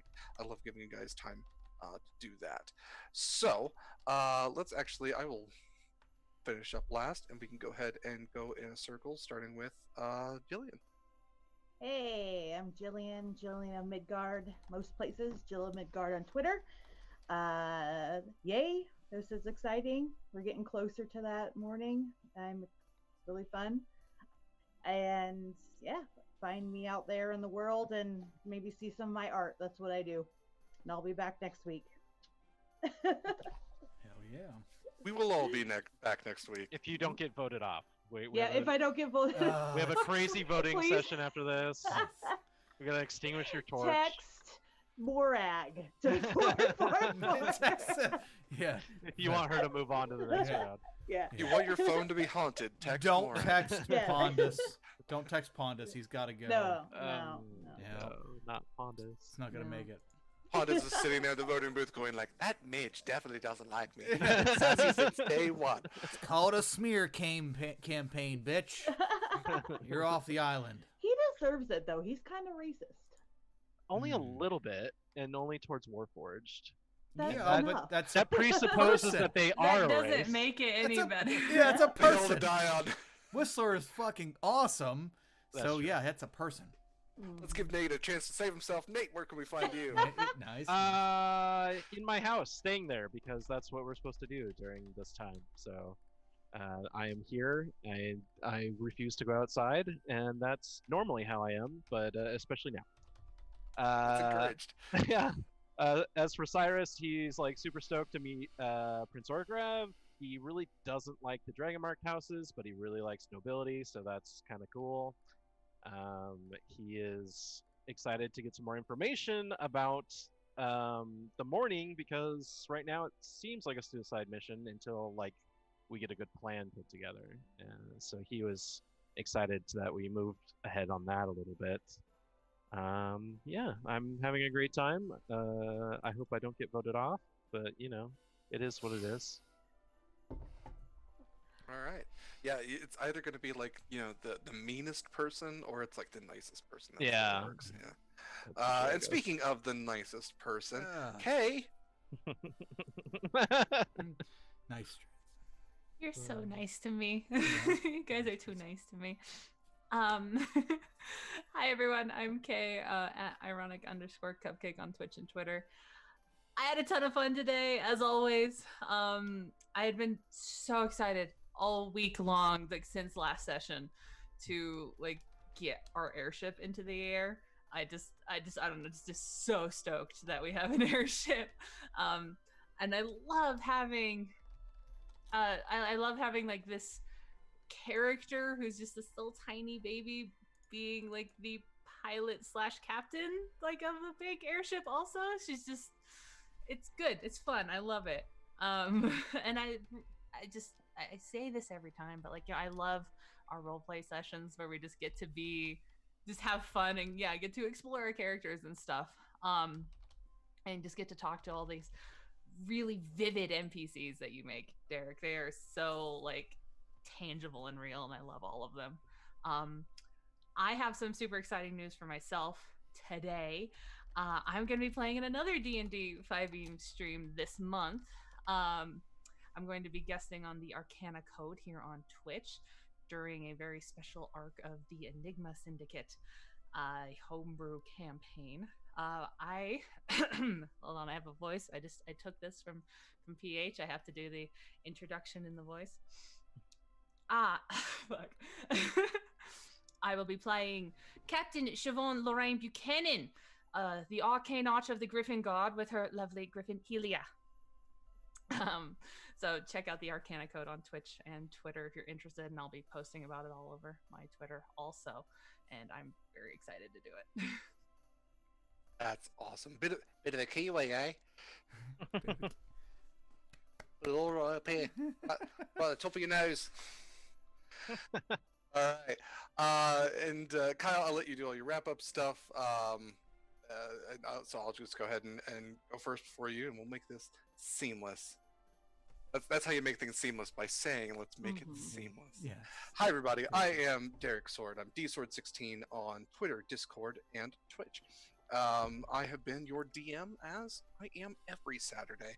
I always look forward to this game. It's so much fun. I love prepping for it, and I love all the players, and you're all just great. You can find me, in addition to every Saturday here, every other Tuesday on Uncanny Adventures, where I play in a Call of Cthulhu game as a Union soldier veteran who's dealing with some spooky ass shit. You can also find me, in addition to this game next Saturday, on Sunday. I will be on O for A, where I'm going to be playing in a game DM'd by Mare, where I will be playing as a player. Weird, right? But I have a lizard folk named Nasi, who is a desert druid that I love very, very much, and always gets consent before he eats his friends. So he's one of my good boys, and I love him very much. And I'm so excited to play him again. And I am also the co-host of the amazing podcast Monster Crush. I'm one of 3 lovely co-hosts, in addition to Heavenly and Ellie. Every other week, we talk about monsters that we want to smooch and go on date with, and what that Bigfoot dick like. And you will find a new episode coming out this coming Wednesday, which I'm very excited for. So definitely find it wherever podcasts are found. Subscribe, like, review. We always want to see those reviews, and we read them on the shows. And that all said, and as always, my amazing players, I couldn't do this without you. Kyle, I will let you finish up. Okay. Yeah, we couldn't do this without you. Holy shit. Yeah, I look forward to this. Is my respite for the week. I know I can come here and just be myself or being somebody else, and yeah, I know I'll have a good time, and it'll be good shit because you are DMing and you are super fabulous, and I'm so glad you agreed to do this.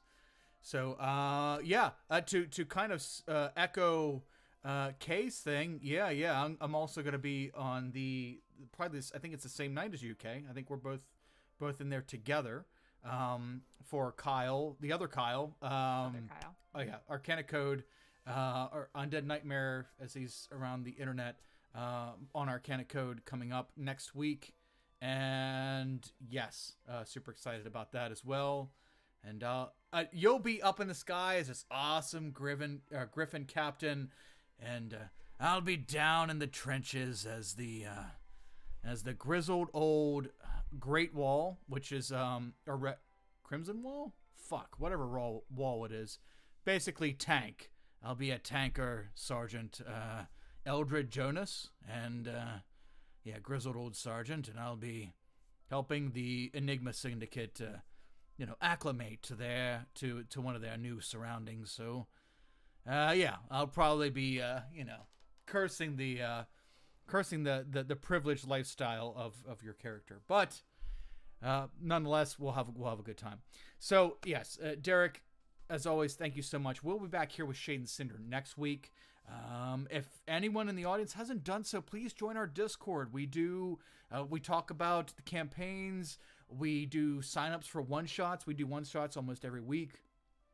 And, yeah, D&D one-shots and soon to be coming other system one-shots. Derek, I didn't know you were part of Jeanette's Call of Cthulhu, one of her Call of Cthulhu campaigns. Yeah. So, Jeanette's an awesome GM.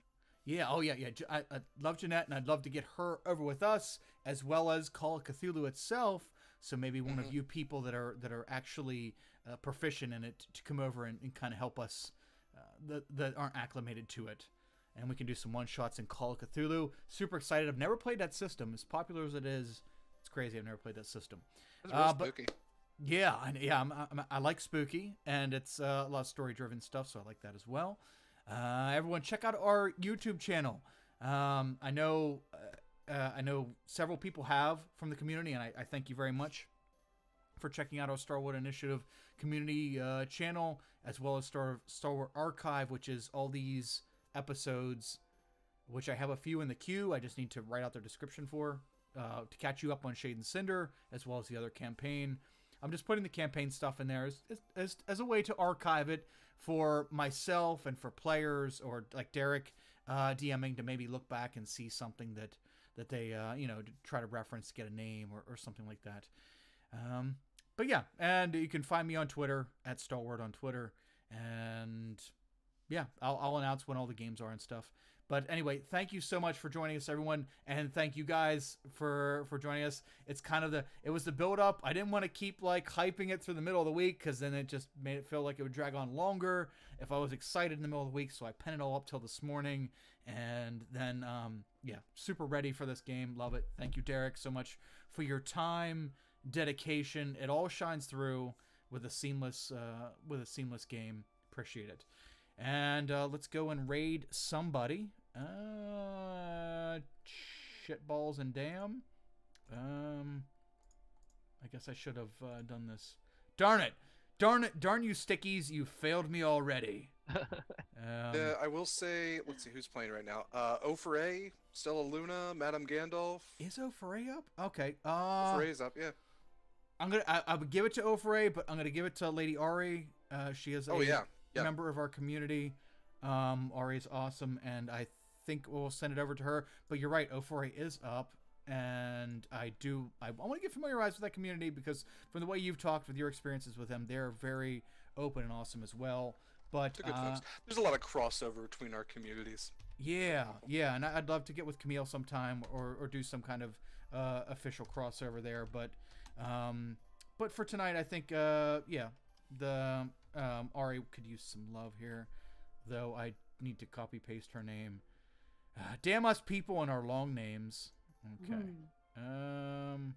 Copy link address? No. How about we just highlight it? There we go. All these underscores. Okay. I know that pain, because it is hard to find a name that someone has not taken anywhere. So, okay, we'll do that. There we go. So with Ari, thank you everyone so much for joining us. We really appreciate it, and thanks for Mint Magician and everyone who showed some love. Appreciate it. And yeah, until next time, stand together, stay safe, keep your chin up, and hammer down. See you guys.